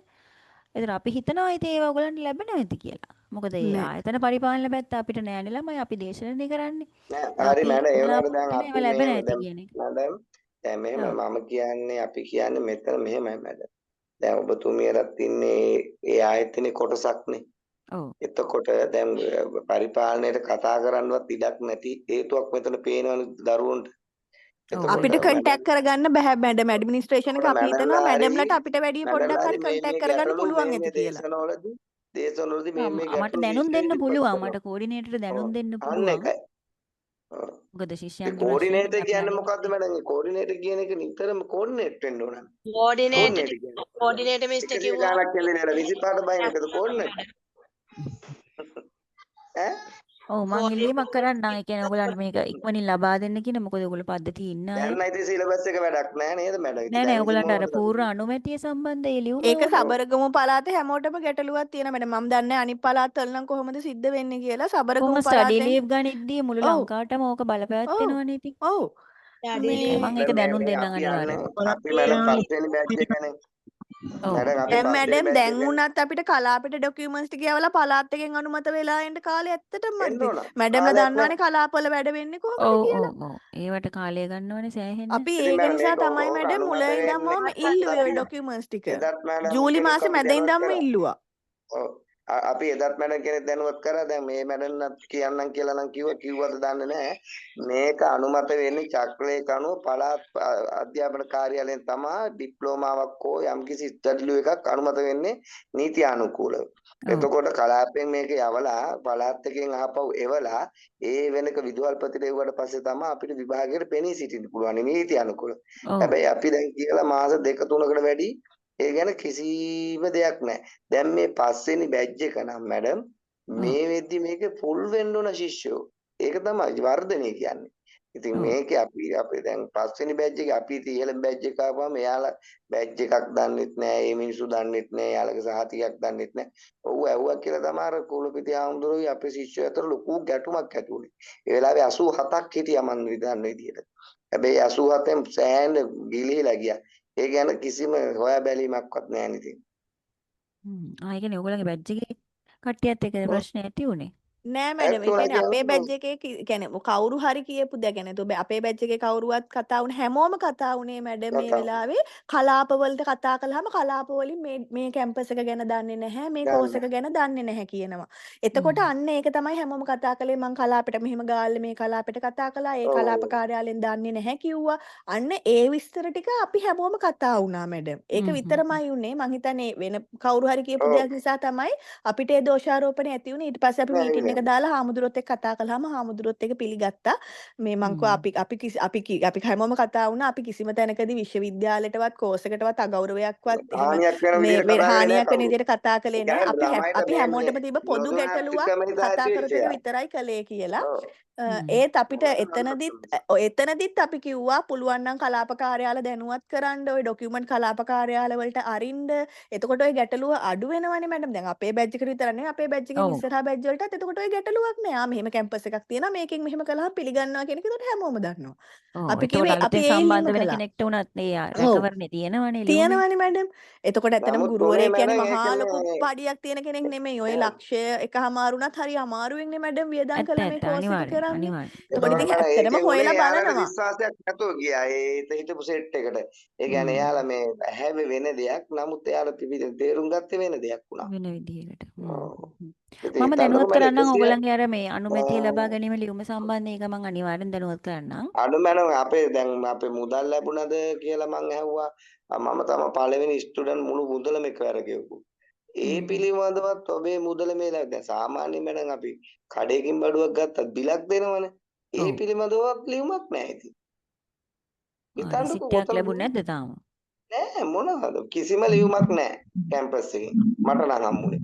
අනිත් අයට මම මන් දන්නේ මුලින්ම ගෙව්වා මට ලැබුණෙත් නෑ. ඔව් මම දැනුවත් කරන්නම් ওই ප්‍රශ්න ටික සම්බන්ධයෙන්. ඒ කියන්නේ මේ මෙහෙමයි. ඔක කෝල් එකක් අඩුම තරම අරගෙන මම පැහැදිලි කරලා මීටින්ගයක් යන කියන්න දරුවනේ ඕනනේ. දැන් ඔයාලට තියෙන ප්‍රශ්න මොනවදවත් කියලා අහන්න ඕනනේ. ඒකනේ ඔව් ඒක වැදගත් හරි. වෙන්නේ. ඒක හරි. මොකද ඔන්ලයින් පාඨමාලාවක්නේ අපි ෆිසිකල් හම්බෙන්නේ නැති හින්දා අඩු ගන්න මීටින් එකක් හරි හරහා ඔයගලන්ට එකතු වෙන්න පුළුවන් නම් හොඳයි. ඉතින් පළවෙනි එකෙන් පස්සේ මොකක් හරි අපේ ශිෂ්‍යයෝ දැන් අපේ මගේ අවුරුදු ගුරුවරු කියන්නකෝ ඔයාලට දැනුවත් කියන වැඩසටහන තිබ්බද කියලා කෝල් කරාද කියලා කවුරු හරි අඩ මට කෝල් නම් නෑ ඉතින් ගන්නත් අමාරුයි. ඉතින් ඔය ගෲප් මේ WhatsApp එහෙනම් මැසේජ් මං දාලා ආන්නේ මැසේජ් ඔයාලට කෝල් ඔව්. කරලා ඔයාලගේ ලියුම් ලැබුණා කියලා ඒලා විතරක් එකක් දාලා තිබ්බා. ඒ ඇරෙන්න ඔයාලා මොනවා හරි මේ කැම්පස් එකේ ඔබ ලියාපදිංචි ශිෂ්‍යෙක් කියලා ලියුමක්වත් ආවද නෑ කියන්න නෑ බලමු. කිසි කාටවත් ලැබෙලා නෑ එහෙම එකක්. මට නෑ මං කියන්නේ අනිත් අය මං දන්නේ. අපි කාටවත්ම නෑ සර් ආවේ නෑ. මම දැනුවත් කරන්න ළමයි ওই සම්බන්ධයෙන් ඈ. ඒ කියන්නේ ඕගොල්ලෝ මේ පද්ධතිය ඉන්න පිරිස ඒක නිසා අපිට ඕගොල්ලෝ නෙමෙයි මැඩම්. අපි ප්‍රායෝගිකව කාගෙන හරි මුහුණ දැන් දෙන. අනුකම්පා ගියේ අපි කාගෙන හරි මේක කරනවා. අපිට නෙමෙයි මේකේ වැදගත්කම තියෙන්නේ. ඒ ඔව් කියන්නේ අපිට ඇත්තටම කෝස් වලට ආයතනයටත් මැඩම් හරි ඕන නෑනේ. තරම් ළමයි යාළුවෝ සම්බන්ධ කරයි. මුළු ලංකාවම දන්නවා අපි ආ ලංකාවේ ගුරුවරු දන්නවා මම සාමාන්‍ය සෑහෙන බහුතරයක් දන්නවා. හැබැයි අපිට රෙකමන්ඩ් කරන්න බෑනේ. මම දැන් ජාතික අධ්‍යාපන ආයතනයේ දෙමළ කෝස් එක අපි මැඩම් මේ මිනිස්සුන්ට අපි මෙහෙම රෙස්පෙක්ට් කරා මේක කරන්න මේක කරන්න කිසි ප්‍රශ්නයක් නැහැ. අපි සහතිකයට වග කියනවා කියලා. හැබැයි අපි මේකෙදි කොහොමද එහෙම කරන්නේ? අපි මේ කැම්පස් එකේ අකුරක් හරි ඉගෙන ගත්ත හින්දා අපි ඒකට ආදරේ. හැබැයි මේ වෙන දේ ගැන අපිට ලොකු දුකක් තියෙනවා. අපිට කවුරුත් ඒව සම්බන්ධ කරන්න බෑ. දැනුත් අහනවා ඔයා ඩිප්ලෝමාව කරන්නේ කොහෙද කියලා. මට කියන්න බෑ ඔයාට මේක කරන්න කියලා. ඒ කියන්නේ ඔව් මට ඉතින් මොකුත් ගැටලු ලැබෙන්නේ තියෙද්දි නැතු මම කොහොමද තව කෙනෙකුට කරන්නේ කියන්නේ. ඔව් ඒක තමයි. ගැටලු තියෙද්දි නිර්දේශ කරන්නත් බැහැනේ ඕගලන්ට. බෑ ඔයගොල්ලොත් බෑ. ගැටලුවකට මුහුණ දීලා ඉන්න වෙලාවේ නේද? මැඩම් තාමත් ඉච්ඡාබංගත් මේක එක තමයි මේක මේ සම්බන්ධ වෙලා ඉන්නේ. සසඳන්නවත් කිසිම දෙයකට කියනවා නෙමෙයි. අපේ පාසලේ ඉන්නවා දැන් රජයේ විශ්වවිද්‍යාලයකත් අපේ ඩිප්ලෝමා එක පටන් ගත්තු කාලෙම ඩිප්ලෝමා එක පටන් ගත්තු ඒක කරන පිරිසක් ඉන්නවා. මම ඒගොල්ලොන්ගෙන් අත්දැහුවාම එයාලට ඔය මේ ඩොකියුමන්ට්ස් ටික හම්බුණාද කියලා ඒගොල්ලොන්ට හම්බුණා කිව්වා. එකම කාලෙනේ මැඩම්. එකම මේ කාලේ. ඔව් එතකොට එහෙමත් ගැටලු තියෙනවා ඉතින් අනිත් ප්‍රයිවට් ඇත්තටම. කැම්පස් වලත් එහෙමයි ලක්සරි එකේ අර මේ කරන අය ඉන්නවා. ඉතින් අපි අඳුරන අය ඉන්නවනේ. අපි අර කරන්න බලමු මොකේද කරන්න කියලා ඇහුවාම අපි නිකන් අපිට තියෙන දේවල් ඒ දේවල් සංසන්දනය කරලා බලන්න ඕනනේ. ඉතින් අපි තාම මම නම් ඉච්ඡාබංගත්වෙන් තේරෙර කියන්නේ මට කිසිම ලියුමක් නැහැ. මේ දේශන වලට ඉන්න විතරයි මම කරන්නේ. ඉතින් විභාගෙත් ලියනවා. අපි අවුරුනුත් දානවා. හැබැයි අපිට තව කෙනෙකුට කියන්නත් බෑ. අපිට මේවා දුන්නාද අපේ මුදල් ලැබුණාද කියලාවත් අපි දන්නේ නැහැ. එච්චර වෙලා තියෙනවා. මැඩම් මේ ඉතින් පළවෙනි විවේචනයක්වත් ස්ටුඩන්ට් මොකක්වත් මොකක්වත් නෙමෙයි. ලැබුණේ ඇත්තටම නැති අපිට නෑ නෑ මේ ටික ඔයගොල්ලන්ගේ මේ ප්‍රශ්නේ ඔව් ඔයගොල්ලෝ නැතුව මේ කියන්නේ. කැම්පස් එක ගැන මේ දෝෂාරෝපණයක්වත් එහෙම නෑ කිසිම නෙමෙයි. දෙයක් නෙමෙයි. අපිට නෑ මේ ඔයගොල්ලෝ තියෙන දැන් ගැටලු ඇවිල්ලා ටික ඉන්න තමයි අපි පිරිසක්නේ. මේ ඔයගොල්ලෝ මේ දැන් කතා කැම්පස් එකත් වෙන්නේ එක්ක මේ ඉන්න පිරිසක්නේ කොහොම හරි දැන් කෝස් එක කරගෙන යන පිරිසක්නේ ඔයගොල්ලෝ. අර මාසයක් ඔයගොල්ලන්ගේ විතර තිස්සේ මැඩම් මේ ප්‍රශ්නෙත් එක්ක. කන්ටැක්ට් කරගන්න ගොඩක් උත්සාහ කළා අපි. හැබැයි ඒ ලොකු හොඳ ප්‍රතිචාරයක් හම්බුනේ නැති නිසා තමයි මෙහෙම මේ මැඩම්ලටවත් කියන්න හිතුවේ. ඔව් මගේ පැත්තෙන් දෙන්න පුළුවන් උදව්ව තමයි මේ මම ඒක දැනුවත් කරන්නම් අනිවාර්යෙන්ම. මම ස්වාමිනාංශවත් දැනුවත් කරන්නම්. ඒතර මොකක්ම හරි පැත්තකින් ඔයගලන්ට බලමුකෝ සහනයක් ගන්න පුළුවන් වෙයිද කියන එක නේද? ඒ මගේ කියන්නේ මෑඩම් පැත්තෙන් අපිට දෙන්න තියෙන දැන් පුළුවන් ලොකුම උදව්ව බය මම මොකුත් අනිවාර්යෙන් දෙන්නම්. නෙමෙයි. මෑඩම් අපිට තියෙන ලොකුම බය මොකුත් නෙමෙයි. දැන් අපිට එක්සෑම් තිබ්බොත් තව සති දෙක තුනකින් අපිට ඔව්. මෑඩම් කොහොමද කලාපයෙන් මේක අනුමත කරගන්නේ කියන ගැටලුව තමයි දැනට ඔව් තියෙන්නේ. ඒ ප්‍රශ්නේ දෙන ඒක ඉස්ලාම් උත්තරේ ඔව් හොයාගන්න වෙන්නේ අපි නේද? ඔයා ගන්න ඕනේ අන්න එච්චරයි. අපිට අනිත් ස්ටඩි අනිත් එක කරගන්න අවිශ්වාසයක්වත් ඕනේ. මෑඩම් අනිත් මොනවත් එක නෙමෙයි ලෙක්චර් තවුනත් ගැන එහෙම ලොකු මැඩම් පැහැදීමක් තියෙන්නේ. ඔව් මේක ලොකු පැහැදීමක් පිළිගන්නත් ලෙක්චර් නැති ගැන වෙන්නත් නෝට් ගැන පුළුවන් ඉතින්. තියෙන්නේ. ඔව්. ඔව් මැඩම් ඒක තමයි. මේ පළාත් එකෙන් කෝස් එක අනුමත කරන්නේ නැත්නම් එතනින් ඉස්සරහට මොන තීරණ වලට එයිද දන්නේ නැහනේ ඒගොල්ලෝ. දැන් නෑ. මේ ඔයාලා අනුමත කරගත්තේ නැති නිසා අපි මේක පිළිගන්නේ නැහැ. නැහැ කිව්වොත් එහෙම ඔව් මැඩම්. එහෙම කිව්වොත් එහෙම කියලා ඔව් තියෙද්දිනේ එතකොට පූර්වානුමැතිය ගන්න කියලා තියෙද්දි අපි හිතුමනාපෙට කළා වගේනේ මැඩම් ඊට කරා වගේ පස්සේ. වෙනවනේ. ඔව් ඔව්. ඒක තමයි ඒක හරි. හොඳයි දැන් අද 8:45 ලෙක්චර් එක තියෙනව නේද? ඔව්. මටත් මිනිත්තු දෙකක් පරක් වෙලා තියෙන්නේ. එහෙනම් ඒකට සම්බන්ධ වෙන්න දැන් කොහොමද මේක කට් වෙයි අතන ඕපන් වෙච්ච ගමන්. මගේ පැත්තෙන් කරන්න පුළුවන් උපරිම සහයෝගය ඔයගලන්ට දෙනවා කියන එක පොරොන්දු දෙනවා. අනිවාර්යයෙන්ම මං කියනවා ඈ. මං එහෙම නොකිය ඉන්නේ නැහැ. මං අනිවාර්යයෙන්ම කියනවා. හරි එහෙනම් ලබන සතියේ අපි රිවිෂන් එකට සූදානම් වෙලා සහභාගී වෙන්න ටියුටර්ස් ටික අධ්‍යයනය කළා. හොඳයි. එහෙනම් සුබ රාත්‍රියක් ප්‍රාර්ථනා කරනවා හැමෝටම. සුබ රාත්‍රියක්. සුබ රාත්‍රියක් මැඩම්. දරන් සර්ණයි. ඊට පස්සේ